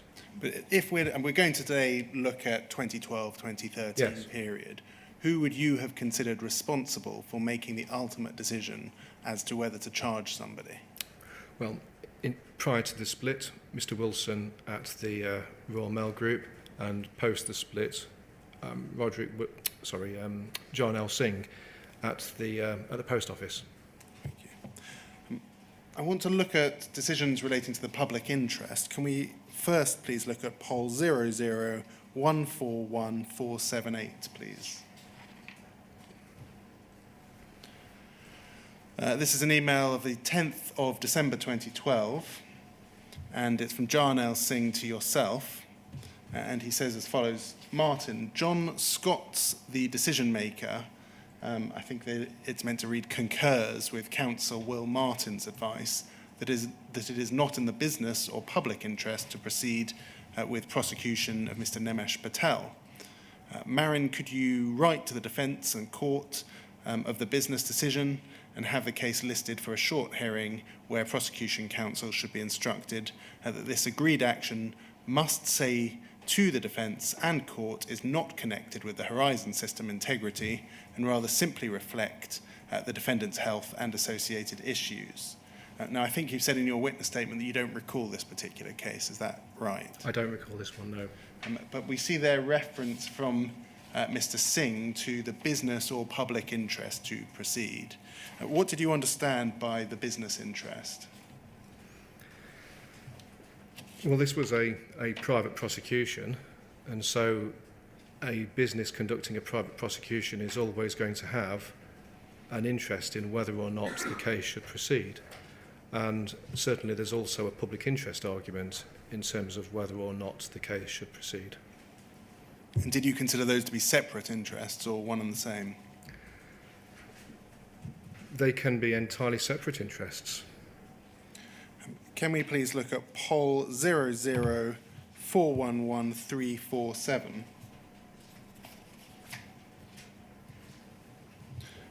This is a much later case. The case of Zen Elvins. And this is a charging advice that is written by you. If we could scroll down, please. We can see at paragraph 6 over the page a summary of what Mr. Elvins said about his case in interview. It says, Mr. Elvins made full and frank admission, explaining that he had discovered that it was possible to sell a postal order, reverse the transaction, and cash the postal order before the cut-off point every day at around 7 p.m. So it seems as though this isn't a Horizon case. This is a case of somebody admitting a way to manipulate the Horizon system. Yes. If we could scroll down, please, there is then a section entitled Discussion. And I'm going to read to you paragraphs 8 and 9. It says as follows. Whilst this case does not appear to contain an Horizon issue, I am concerned about the possible effect of commencing proceedings against Mr. Elvins, thereby putting a case into the public domain in which a suspect said, to be honest, there's so many little loopholes in the system that you kind of just find them. Sorry, if we could scroll up slightly. Thank you. We could scroll down now. Paragraph 9 says as follows. It says, my understanding is that Mr. Elvins was able to exploit a known weakness in the Horizon system. Whilst this is not an Horizon issue, to the extent that the system permitted the sequences of transactions in accordance with its programming, it does not, of course, make the position any less embarrassing for Post Office Limited. There is, in my opinion, a substantial risk that any reports generated by a prosecution in this case may be utilised by those who seek to argue that Horizon is defective or otherwise inadequate. There is, of course, also the risk that the dissemination of information concerning this particular flaw may also encourage others minded to commit acts of dishonesty against the Post Office. And can we please scroll down to paragraph 11? You say at the end there, in respect to the charging decision, whilst the public interest test in this case is clearly met, for the reasons set out above, I do not regard a prosecution as being in the public interest. Now, looking at that advice and the charging decision that's made there, do you think that throughout your time acting for the Post Office, you confused what was in the Post Office's private interests with the public interest more broadly?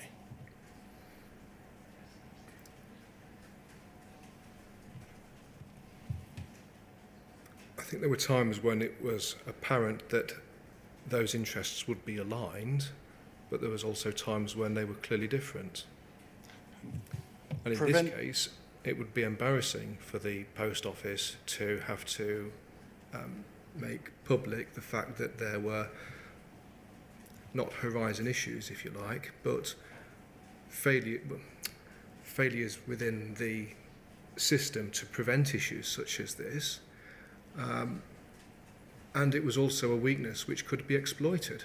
And so it would not be in the public interest for issues which could be exploited to be widely disseminated. So let's leave that second consideration aside, but you've very clearly said in paragraph 9 that a consideration is essentially preventing publicity of flaws in the Horizon system, because that could be embarrassing to the business. Yes. Do you think that that is properly a public interest? No, I think that's a business interest. And therefore, we can see here that you have said the public interest test is met, but you don't regard a prosecution as being in the public interest. Might it be there that you have, in fact, confused both the public interest with the business interest? looking at this now and the way that paragraph 11 is phrased, I do wonder whether I should have said whilst the evidential test is met. And how about the second part? I don't regard... For the reasons set out prosecution- above, I do not regard a prosecution as being either in the public interest or in the interest of the business. Yes.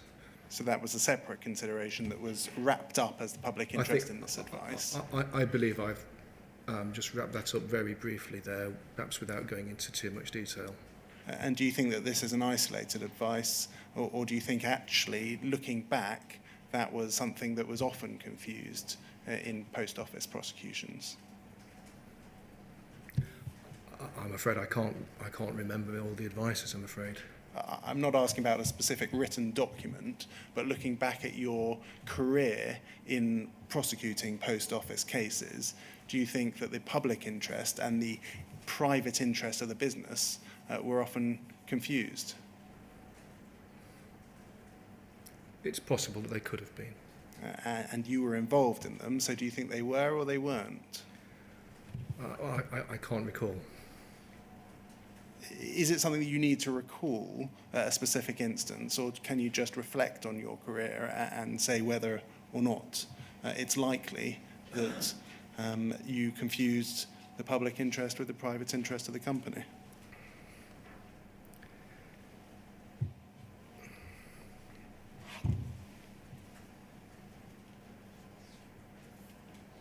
I think it's certainly possible that the two could have been confused because at times they would have been aligned, and so there was the potential for confusion. I want to move on to knowledge of bugs, errors and defects during the 2012 period. And the first document I'm going to look at is Pol 000-57362. This is an advice that you wrote in January 2012, so this is where I dated the involvement from at least January of 2012 in advising on specific cases for the Post Office. This is a case of Hutchings. If we look at the final page, we can see your name, 4th of January. It's page 3, sorry. Thank you very much. If we could go back to page 1, please. I'm just going to read a few passages from that advice. So the prosecution case, on the 30th of March 2011, an audit was carried out at the Rowlands Castle sub-post office branch, which revealed a deficit in the accounts of £9,743.76. The audit had been arranged after the branch failed to return £30,000 as requested. The next paragraph says, there is very strong evidence to support the allegation that Mrs. Hutchings had inflated the amount of cash held within the branch, usually by inflating the figure for cash held in £50 notes on the days upon which branch trading statements were completed. So there's an inflation of the amount on the day that the accounts were due to be balanced. Yes. If we scroll down, thank you very much, the bottom paragraph there, it says, in her prepared statement, she admitted to altering the cash declarations and suggested that she had done so only since the migration to Horizon Online, which she thought was around the months of May or June 2010. The migration date was in fact the 5th of July 2010. Furthermore, she stated that at the time of the migration, all accounts balanced, which was clearly untrue. She also gave examples of problems which she alleged she had experienced with the Horizon system, which do not appear to be of any relevance. Whilst Mrs. Hutchings has denied stealing any money, she has not put forward any explanation as to how the deficit has arisen. And then if we scroll down to the bottom of that page, in terms of charging, it says that Mrs. Hutchings should be charged with a single offence of fraud. This was, in January 2012, very much a case alleging problems with the Horizon system. It was, yes. I'm going to move to the summer of 2012 now. Can we look at Pol 001410408?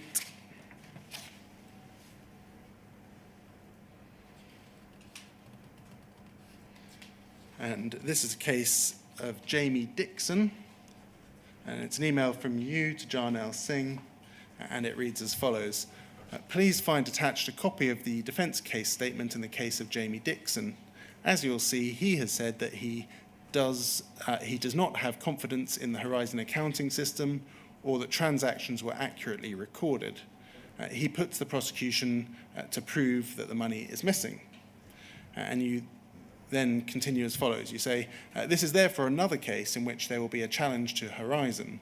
I propose to talk to the barrister whom we have instructed and explain that a robust stance should be taken at the plea and case management hearing on the 3rd of August 2012, i.e. the Horizon system works perfectly and that if the defence wish to challenge the integrity of it, their specific allegations should be particularised so that those particular issues may be further considered.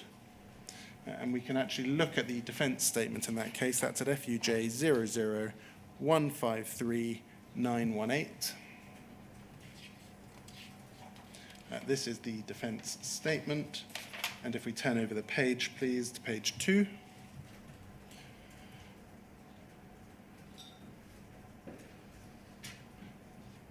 It says as follows. It says, the defendant was disorganised but not dishonest.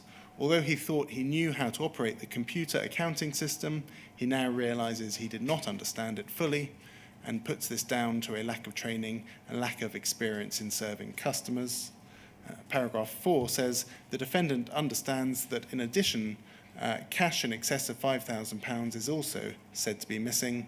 He does not have confidence in the Horizon accounting system or that transactions were accurately recorded. He puts the prosecution to prove that the money is missing. The defendant denies that he has taken the money. I'm going to move on. I'm going to show you a few documents before asking you about the position in 2012. Can we please look at poll 000-46242? This is an email in the case of Ishak, which we're going to look at in a bit more depth.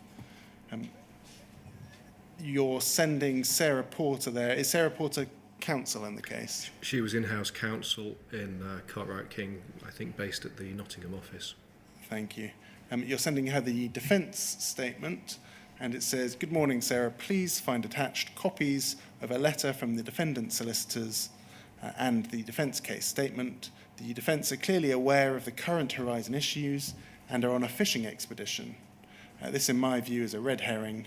The stamp sales, which have been reversed, thereby increasing the stock and lowering the amount of money needed to achieve a balance, were clearly not there at the time of the audit. One final document that I will take you to, it's FUJ 002263331. So we're now in October 2012. If we scroll down to the bottom email, please. We have there an email from Jarnell Singh to Gareth Jenkins copying you in, and it's in relation to a case, but I'll read you the second paragraph. That says, on advice, Post Office Limited have appointed one of their investigators, Helen Rose, as disclosure officer dealing with Horizon challenges. She has prepared a document/spreadsheet detailing all such cases, past and present, approximately 20 in total, although none thus far successfully argued in court. Post Office Limited have been advised to obtain an expert's report from Fujitsu UK, the Horizon system developers, confirming the system is robust. Post Office Limited maintain the system is robust, but in light of adverse publicity from legal viewpoint is that the defence should be given an opportunity to test the system should they wish to do so on consideration of our report. So taking all of those emails together, am I right to say that in the beginning of 2012 and throughout that 2012 period, there was a growing picture of challenges relating to Horizon integrity?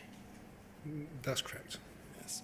And you had conduct of ongoing cases that raised issues of Horizon integrity whilst that picture was building up. Yes. We've seen in those emails references to a robust stance and to a fishing expedition.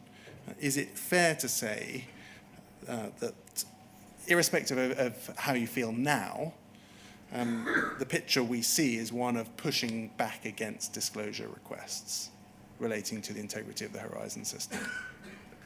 The picture at the time was that the Post Office was saying that the system was robust. They were clear that the system was robust, and in those circumstances, we took the view, or certainly I took the view, that only such information as met the test for disclosure should be disclosed to a defendant. Who in the Post Office was assuring you that it was robust? John L. Singh, head of criminal law, was telling us the system was robust. Stephen Bradshaw, an investigator, was saying that the system was robust. The message that Cartwright King were receiving was that the system was robust. And certainly in a number of cases that I dealt with, the requests for disclosure were either not relevant in some circumstances or too wide, or for information which generally you would not consider would be likely to meet the test for disclosure. I'd like to test that, and we'll look at the case of Ishak, and we'll look at developments over the period of your involvement in that case, and we'll look at it broadly chronologically. We're going to start on the 29th of August 2012. Can we begin with poll 000462244, please? So we see there a letter from Mr. Ishak's solicitors, Musa Patel's solicitors. We see there under your ref, MS2, and then it has a number. Is that your personal reference, MS2? MS2 was my fee and a reference number, and the 24676 would be the Cartwright King file number. Thank you. So you were the solicitor with conduct of this case? I don't know if I had conduct of it throughout. There was and I think this case was one which was transferred to Nottingham with a view to in-house counsel preparing it with Rachel Panther. But of course, Musa Patels would not necessarily have known of any change of personnel. So as at the 29th of August 2012, when the defence statement was received, were you the solicitor with conduct of the case? I don't know if anyone else had been given conduct of it. Would it be surprising that your initials are at the top with the reference? No, because that would have probably been lifted from earlier communications. I think there was a suggestion within Cartwright King that once the case had gone to the Crown Court, the file would be transferred to the Nottingham office. It would be then allocated to Rachel Panther and in-house counsel, and they would work on it together. And I think this was one of those such cases that was being transferred to the Nottingham office, and was actually transferred to the Nottingham office. We know that Rachel Panther was a paralegal, has been described as particularly junior. I believe she was a junior paralegal, but her role was to work on cases under the guidance of in-house counsel, to liaise with external counsel and liaise with Mr. Jenkins. I believe that this was one of the cases that she was intending to work on with in-house counsel, and I think ultimately, on reflection, this case became a bit of a mess because I don't think much happened for a while. And then it was worked on by her in Nottingham and myself in Derby.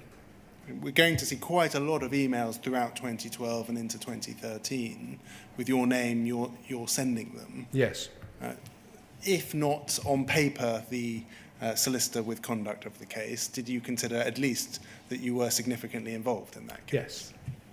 And had a degree of responsibility in that case? Yes. This covering letter says, we enclose herewith defence statement prepared for our above-named client, and we'll have a look at that defence statement. It can be found at Pol 000582244.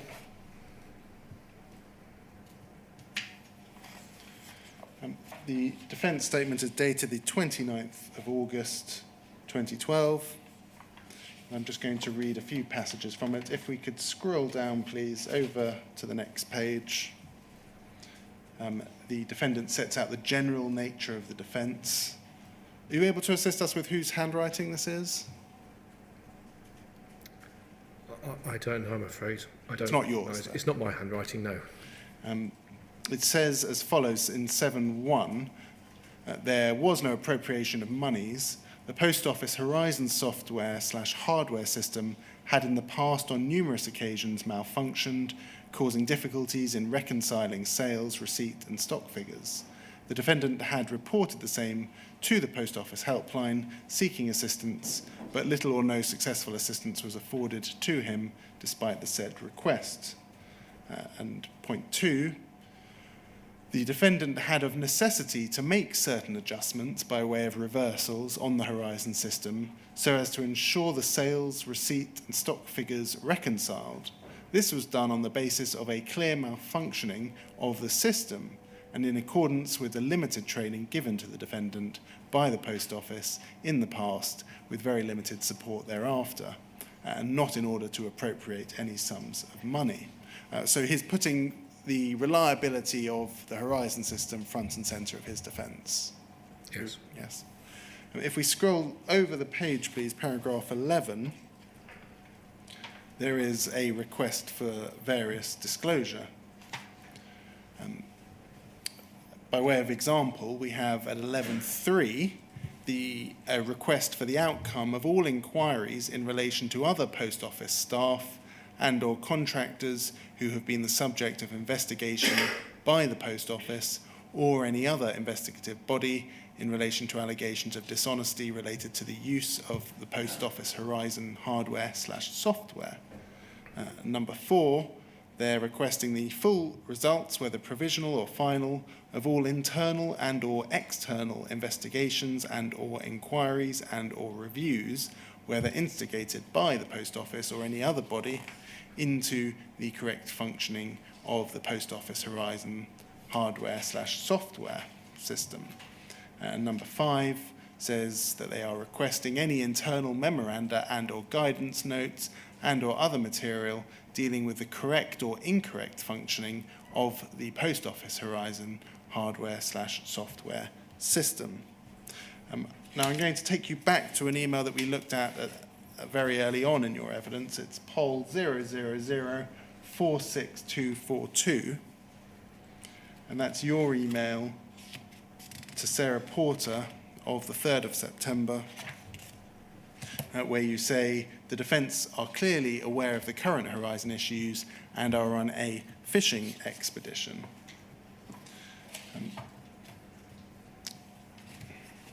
Can we now please turn to Pol 000-46243?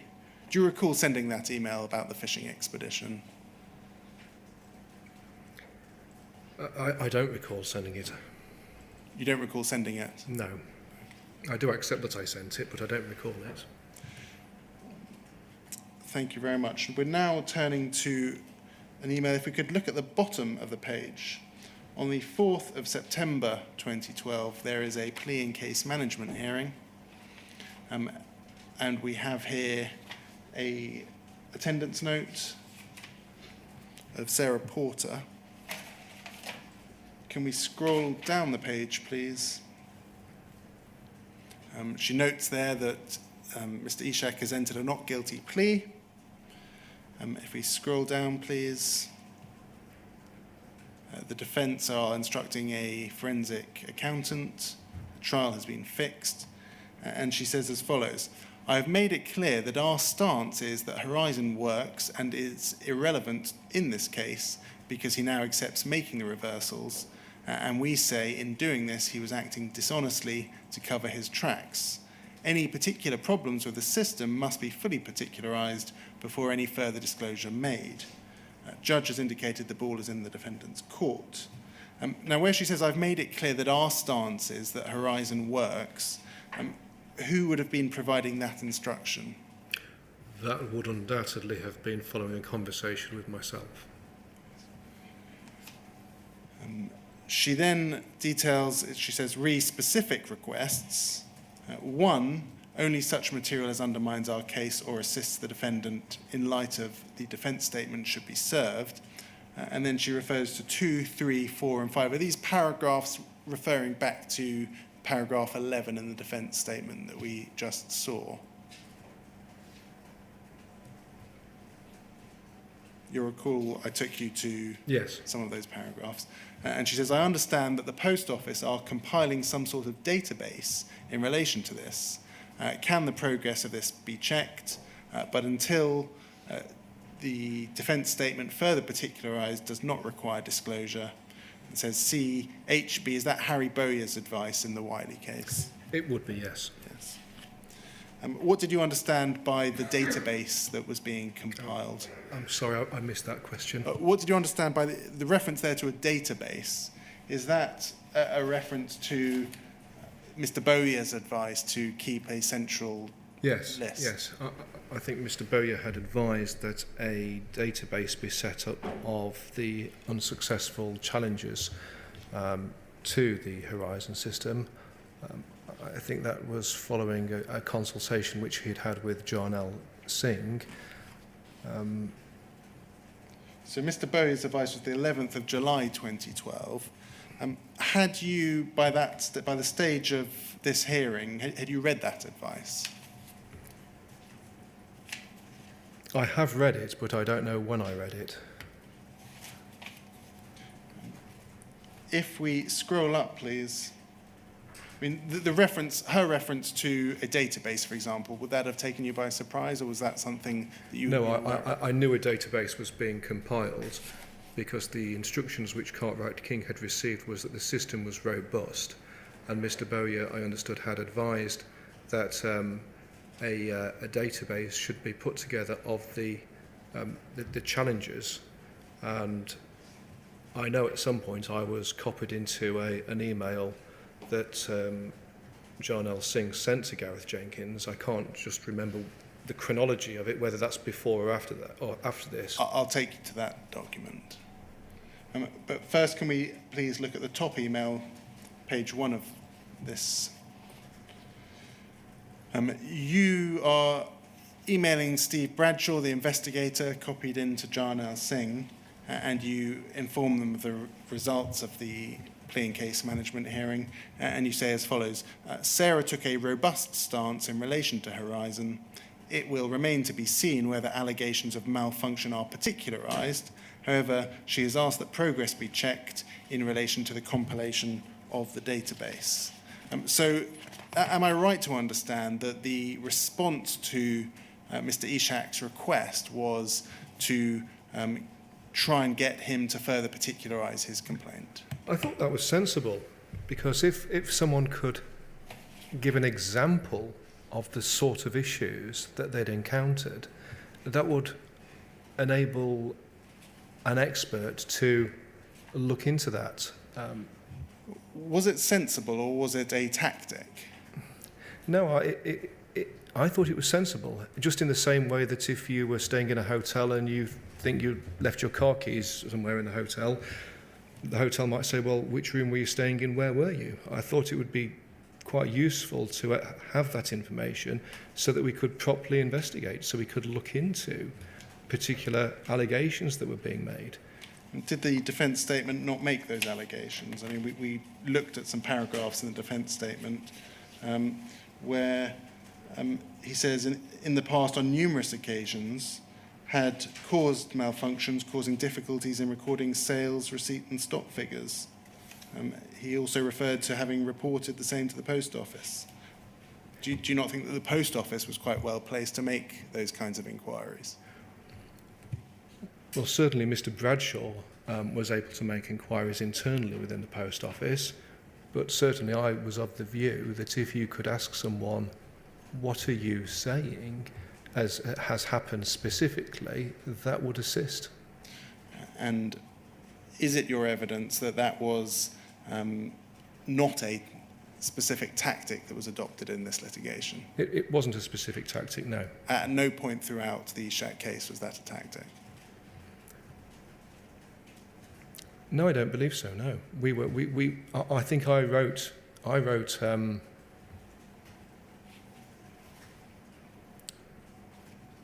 at a much later stage, I believe, to Mr. Ishak's solicitors, asking them whether they were going to particularise or asking them for particulars, because I didn't want to get almost to the point of trial and then find that we had then particulars which it would then be difficult to investigate at the 11th hour. Well, we'll get to that shortly.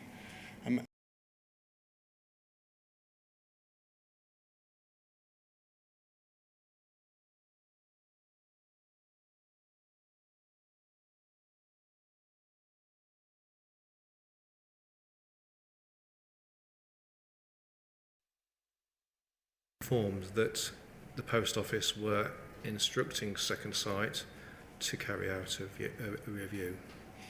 If we scroll down, please, over the page. To the Sorry, may I just add to that? Yes. I'm not sure whether at that stage we necessarily appreciated that it was Post Office that had instructed Second Sight. I think there was a suggestion at some point that it might have been some sort of parliamentary function that had instructed Second Sight. But in any event, we knew that Second Sight had been instructed. And that presumably the Post Office would have to liaise with Second Sight Yes. to assist them in their investigation. Yes. The bottom of page 2 is where we see the advice from Mr. Bowyer that we should identify the contested cases, civil and criminal, in which the Horizon system has been challenged. We should identify the areas of challenge and how we neutralise them, etc. So is this the database that is referred to? Yes, yes, it will be. Thank you. Moving to September 2012, could we please look at poll 000060738, and it's page 3. This is a document we're going to come to a few times. It seems to be minuting of work that is being done. Is this a document you recognise? It is. I believe it's what we call within Cartwright King as a billing guide. It would generally list the chargeable work and some of the narrative attached to a time entry, but not all of the narrative attached to a time entry.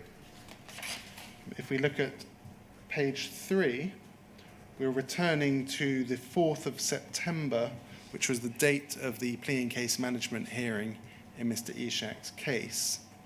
And can you see there about halfway down, over halfway down this page, it says, discussing with SP by phone and stance to be taken re-Horizon, etc. And it has your name there.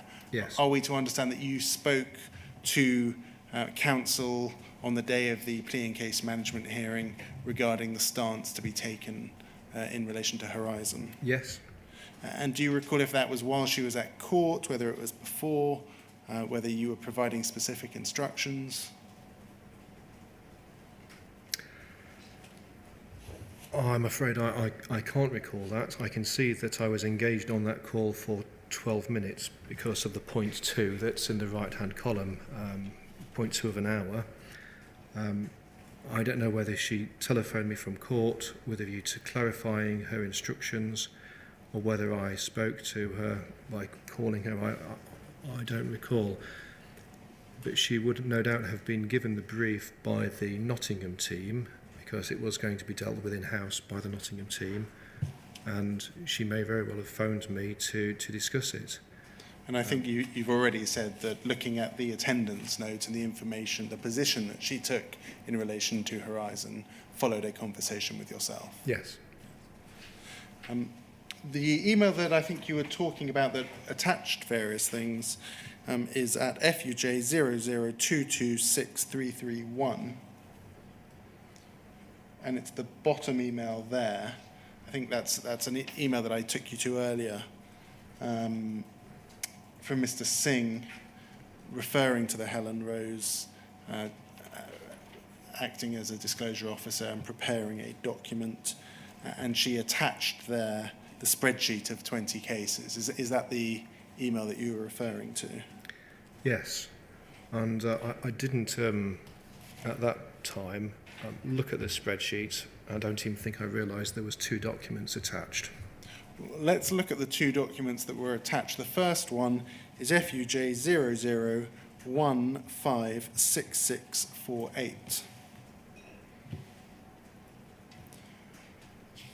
This is a note prepared by Helen Rose. It's not what we know as the Helen Rose report. It's a note entitled Horizon Integrity Summary Report.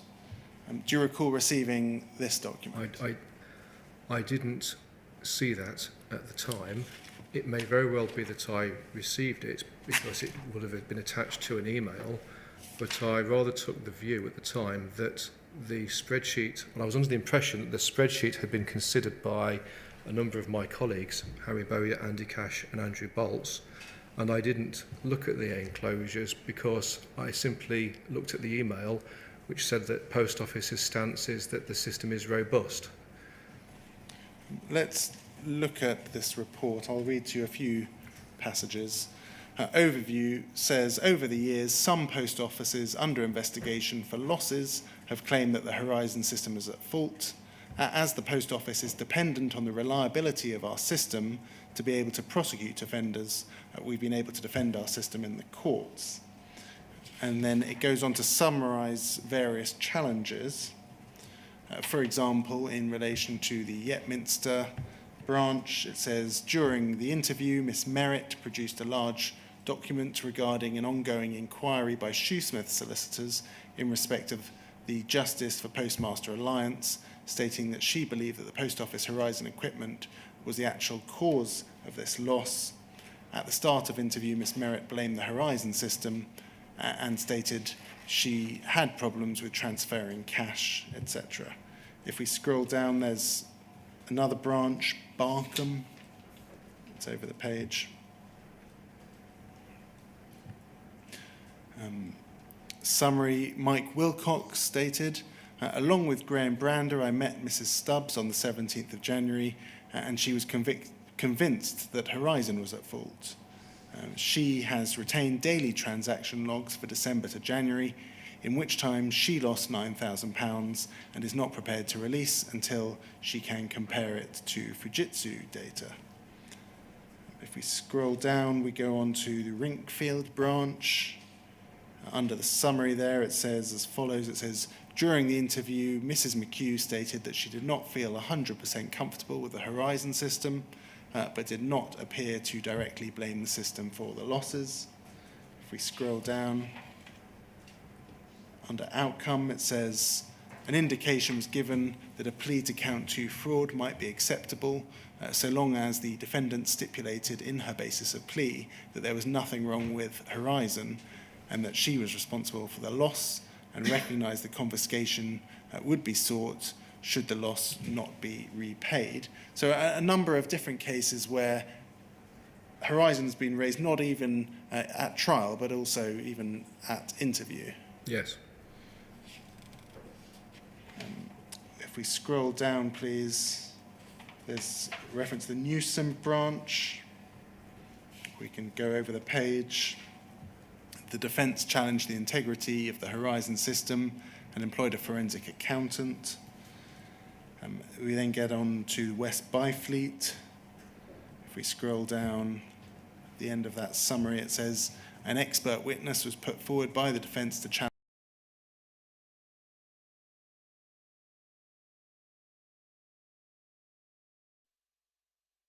bashing bandwagon. And it's now it's the conclusion that I'd like to look at. It says, although there have been attempts to discredit the Horizon system via the courts, to date the Post Office have been able to defend the integrity of the Horizon system at all levels. When questioning the integrity of the Horizon system, the defence solicitors are making similar disclosure requests, indicating that disclosure requests and future challenges will be similar to those made in past Horizon integrity challenges. Depending on where the loss was identified, this can sway the disclosure requests slightly into requiring further details and operating procedures around specific transactions, including background processes, i.e. the processing of checks once they have left the office and electronic funds transfer records. So just pausing there on that paragraph there, is there forming an attempt to try and put pressure on defendants to give greater specificity as to the allegations that they're making about the Horizon system? Not that I was aware of. Like I've said, I didn't read this document at the time. I don't even think that I realised there was more than a spreadsheet attached to Helen Rose's email. I saw this document for the first time when it was disclosed to me in these proceedings. Let's look at the second attachment then. That's FUJ 001533807. And this is the list itself, the database. We see there are a number of cases that we're well familiar with. The Hamilton case, if we look in H.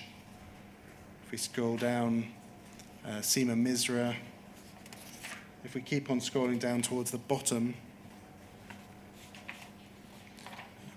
we see, if we go to the very bottom,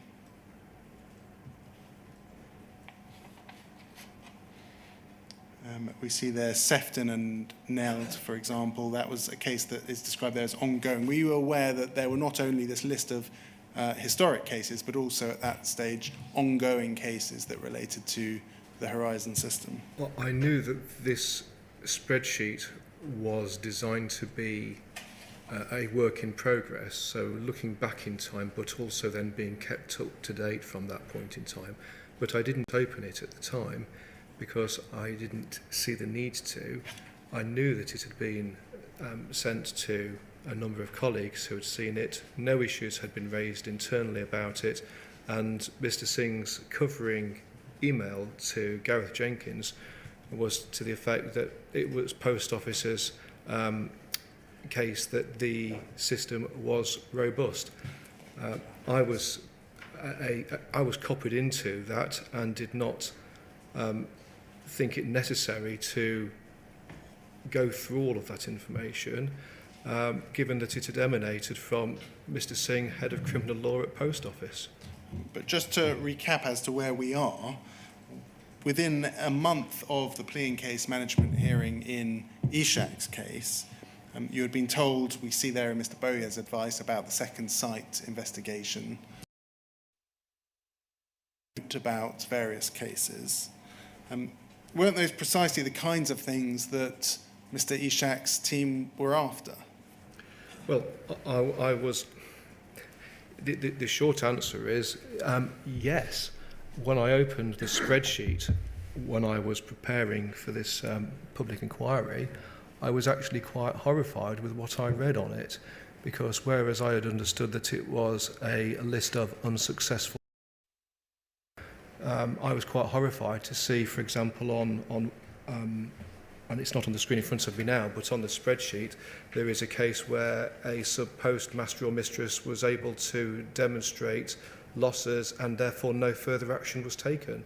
So it wasn't exactly as I had understood it to be, literally a list of unsuccessful challenges. That is what I understood was being prepared, but it actually went on to contain more than that.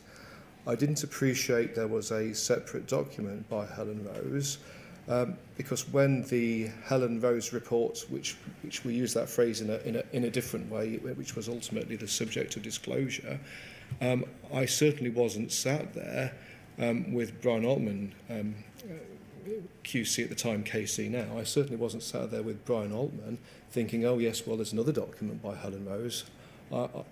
I simply did not realise that that existed. If we look back at the defence statement in Mr. Ishak's case, can we look at poll 000582444? And it's page 3.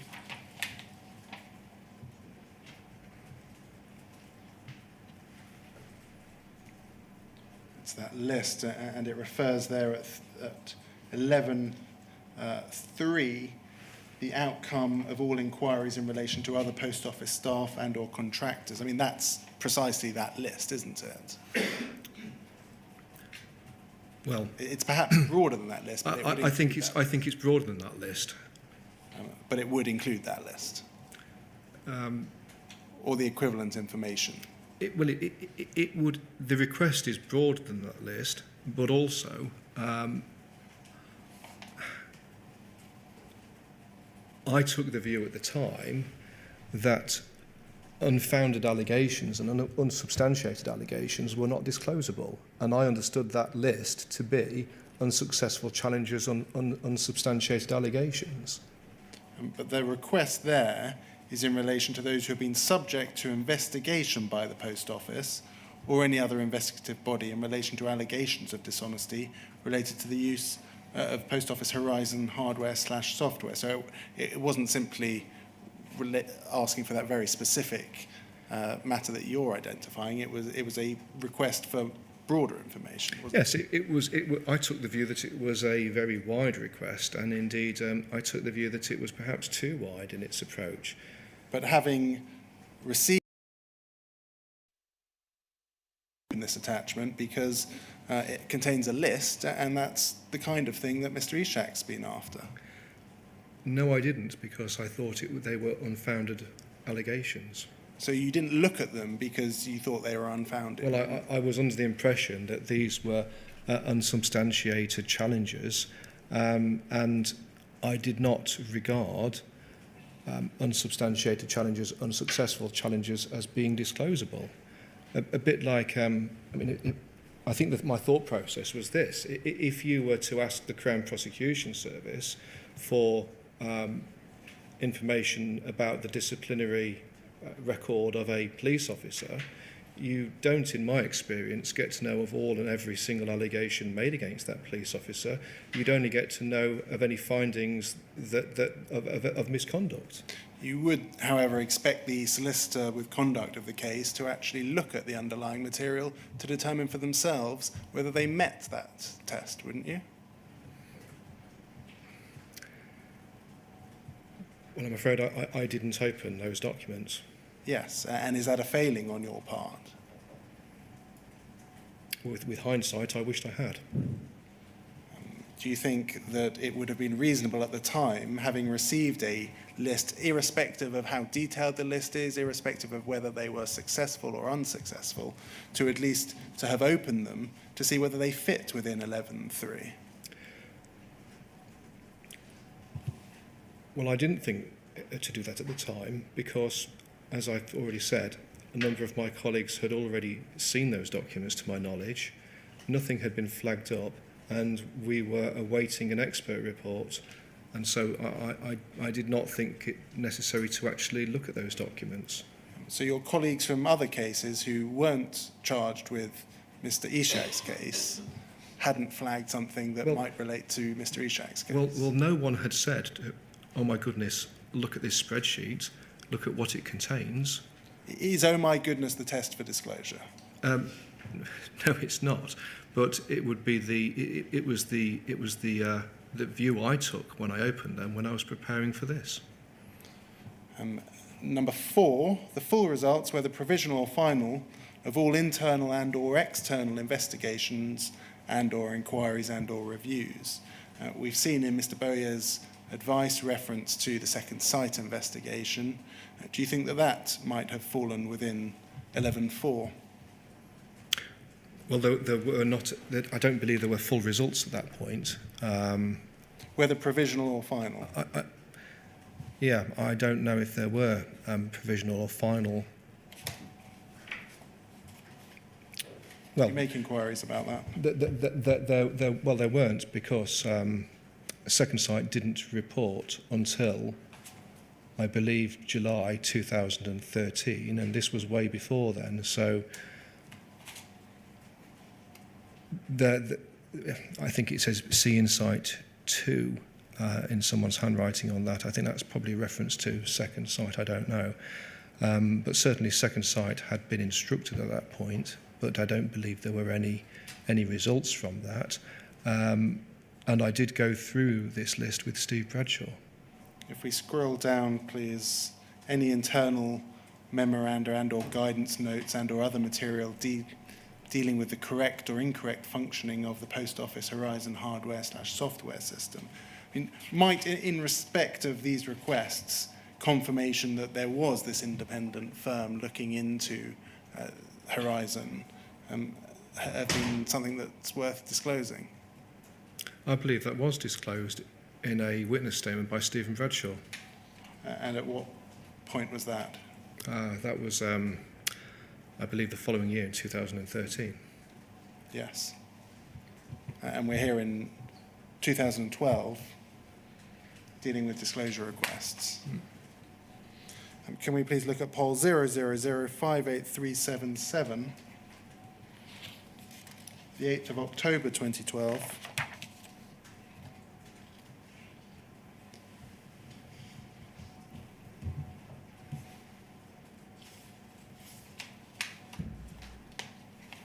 It's a chaser from Musa Patel's solicitors. It's addressed to you. Do you think that might be an indication that you were solicitor with conduct of that case? Well, they would believe that I was still dealing with it, whether it was in Derby or whether the file at that point had been transferred to Nottingham. If we scroll down, please.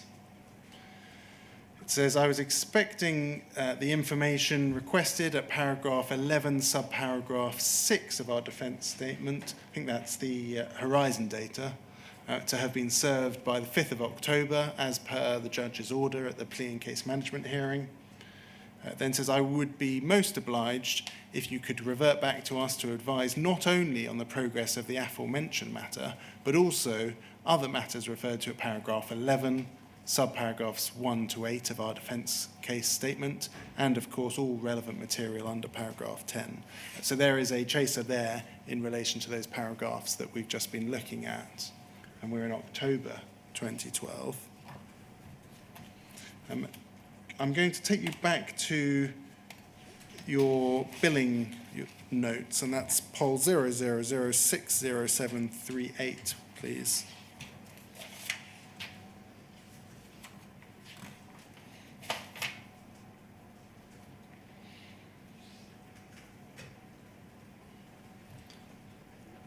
Poll 00, thank you very much. It's page 4 now. We're in October. We're going to look at between the 9th and the 11th of October.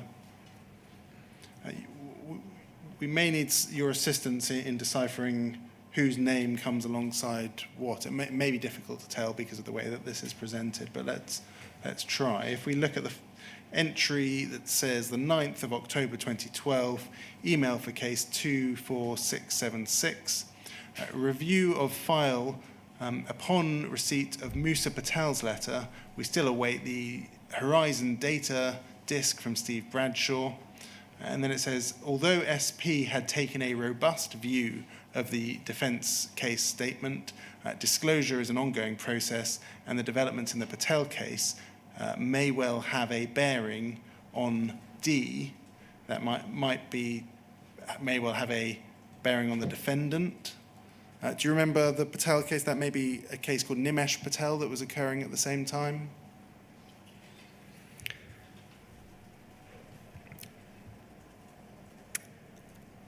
Well, can I just first of all say that I believe the way the billing system works here is that it will take part of the attendance note, but not the entirety of the attendance note. So it gives a flavour of the narrative in that second column, but then it will then pick up the same for Rachel Panter, for example, below. So bearing on D, I would then regard the discussing progress of case with MGS as the start of Rachel Panter's attendance.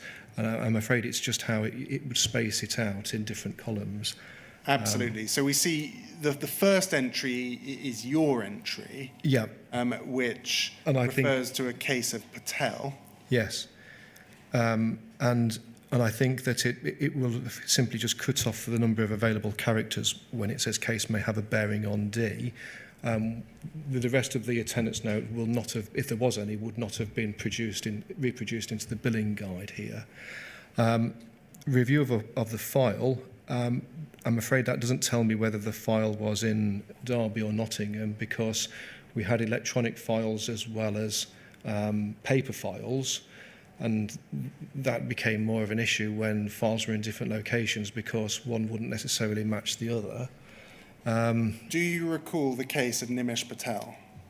I don't know whether it could be Jishan Patel. Was there another case with the surname Patel that related to challenge to the horizon integrity in that period? I believe there was a case of Jishan Patel, and I believe that I sought a report from Gareth Jenkins in relation to that, and he mentioned a single previous bug in that report with an earlier edition of the Horizon system, and so I don't know where I don't know, I'm afraid, with regard to the timeline, whether I had made that request at that point. I know I did make a request in the case of Jishan Patel for a report. I'm not sure that was actually the question that I was asking. But the question I was asking is about the Patel case. Yeah. Were you aware of a case with the surname Patel challenging the integrity of Horizon in October 2012? Then yes, I was. But the one I'm thinking of is Jishan Patel. Thank you. And then we get to Rachel Panter's entry, which says as follows: discussing progress of case with MJS. Is that yourself? That's me. Deciding whether I should pick the case up from him, as it is very similar to Patel's case. And then she refers to the disc. She says, in terms of disc, then we concluded that I should pick it up. Review of file upon receipt of Musa Patel's letter. We still await the Horizon data disc from Steve Bradshaw. Although SP, and then it's a repetition of, I think, the attendance note that we see above. So it is clear that in October of 2012, you were aware of another case of running alongside the Ishaq case where there were very similar issues being raised. Yes. And it's clear that what I am saying there is that we have to keep an eye on disclosure. Although Sarah Porter had taken the robust stance, it's an ongoing process. We have to be aware of things that might appear in other cases. And I was thinking that something might potentially come out of another case which we might have to disclose to Mr. Ishaq. Thank you. That's why I think it was the Jishan Patel case, because I think I was waiting to see what Mr. Jenkins put in that report, because if he put in that report information in relation to the current edition of the Horizon system, then obviously that would have made me sit up and take notice. So only if Gareth Jenkins was addressing Horizon Online would it have made a difference to your disclosure obligations in the Ishaq case, is that? Well, I think we're going somewhat forward in the chronology now, but I think in the Jishan Patel case, I received a report from Gareth Jenkins which made reference to a single bug in the in a former version of the Horizon system. Should we just call it Horizon rather than Horizon Online? It was the previous version. We know it as Legacy Horizon. Okay, we can use that phrase. So I think I was made aware of a single bug in the Legacy case. I believe that was the Falkirk Calendar Square bug, which was subsequently discussed, and I did not feel that might reasonably assist the defendant or undermine the prosecution's case, on the basis that was several years previously and a different version of the system. Did it not make you question the robust line that had been taken since you started taking on those post office cases? No, it was a single issue affecting, I believe, one branch several years previously. Can we please look at poll 000599296? We're now in November 2012, 1st of November. a letter from Musa Patel's solicitors. If we scroll down, please. The trial is due to take place in February. And it says as follows: I write further to the aforementioned matter and confirm that we have received a disc containing core data for the duration of the indictment period. As you are no doubt aware, this should have been served by the 5th of October, and if it is to be the subject of a forensic report, then it had to be served by the defence on the 30th of November 2012. We respectfully write to inform you that it will be impossible for the defence to comply with the judge's order, and at this present moment, consideration is being given to listing the matter for an intervention hearing. Hopefully, we'll be able to address the lack of disclosure in respect of matters contained within paragraph 11 of our defence case statement, and were subject to our letter of the 8th of October 2012. So that's again a reference back to those requests that were made in October in paragraph 11 of the defence statement. Sorry, that were chased in October, that were contained within the defence statement. Yes. We're going to go back now to the billing record. It's POL 000060738. And can we look at page 6?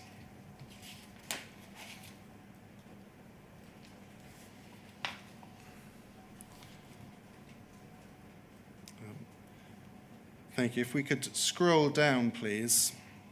We have there on the 20th of November an entry that, sorry, if we could scroll up slightly. Thank you. There's an entry 20th of November, and it says as follows: consider proposed letter drafted by RP, that I think is Rachel Panter, suggest amend para 1 by deleting suggestion, maybe more evidence, and repeating fact, J, I think that means judge, said Bull firmly in their court when given opportunity to provide revised defence case statement, particularising Horizon issues. Is that your note? It would have been lifted from my attendance note. Yes. And it appears that you are suggesting amending a letter that's been drafted by Rachel Panter. Before we break for lunch, I just want to bring onto screen her draft and your draft. If we could first look at POL 000599407.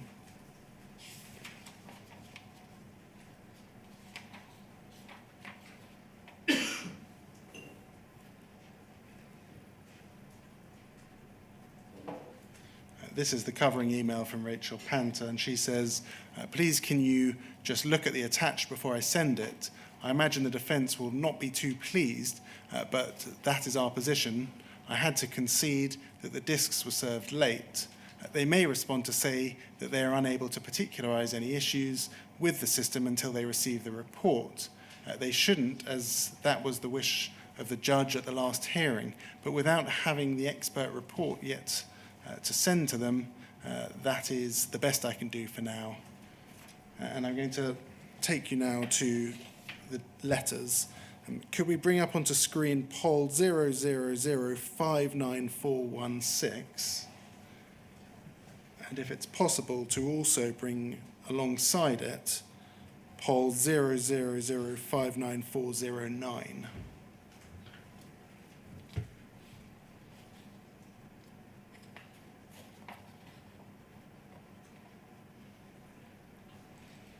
Thank you. So this one currently on screen is Rachel Panter's first draft.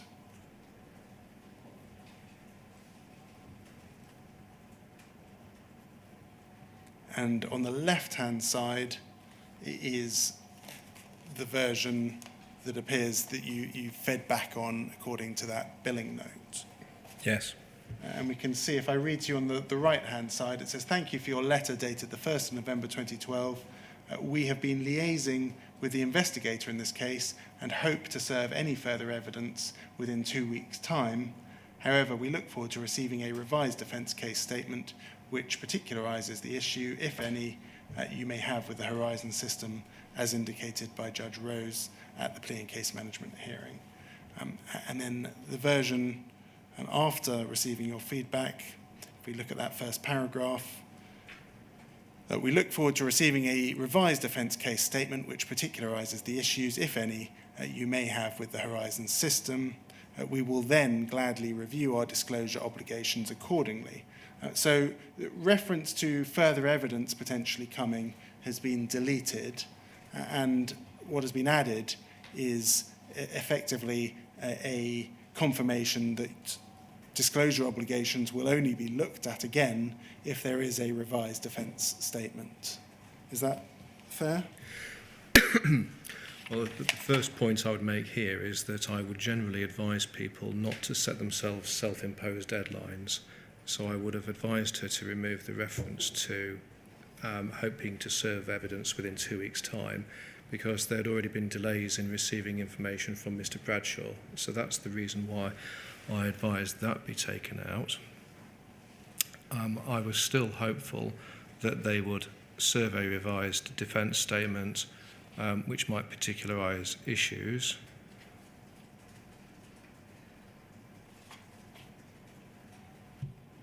And yes, we would then obviously review our disclosure obligations. So is your evidence once again that this wasn't a tactic to put the onus on Mr. Ishak to specify something? I don't believe it was a deliberate tactic. No, I can see how it looks, but I don't believe it was a deliberate tactic. We were asking Mr. Ishak's solicitors to particularise the issues, which is the approach that had been discussed in court at the PCMH hearing, the Clean Case Management hearing, and it's apparent that His Honour Judge Rose at the Clean Case Management hearing on the 4th of September had made the comment to the defence advocate that the ball is in your court. So I was encouraging them, in my mind, to provide information that could be looked into. I mean, any reference of further evidence coming their way or further information coming their way has been removed, hasn't it? Well, I didn't think it was sensible to say we hope to serve further evidence within 2 weeks, because if I received that letter as a defence solicitor, I'd be diarising it for 2 weeks and then jumping up and down. I was very much aware that there had already been delays in this case. I don't know why there had been delays. I can't remember why there had been delays in this case, but clearly information had not been forthcoming very quickly from Mr. Bradshaw, and I was trying to avoid any issues arising out of setting a self-imposed deadline. That's quite a generous reading of that left-hand letter, isn't it? There's no reference whatsoever in that left-hand letter to any further evidence coming at all at any time. Well, without knowing what information Mr. Bradshaw is going to provide, we don't know whether or not it will meet the test for disclosure. So to say we will be serving further evidence on you when we don't have it, we don't know what it is, I think would be, quite frankly, a little daft. Sir, might that be an appropriate moment to break for lunch? Yes, by all means. Thank you. So 5 to 2. Thank you very much, sir.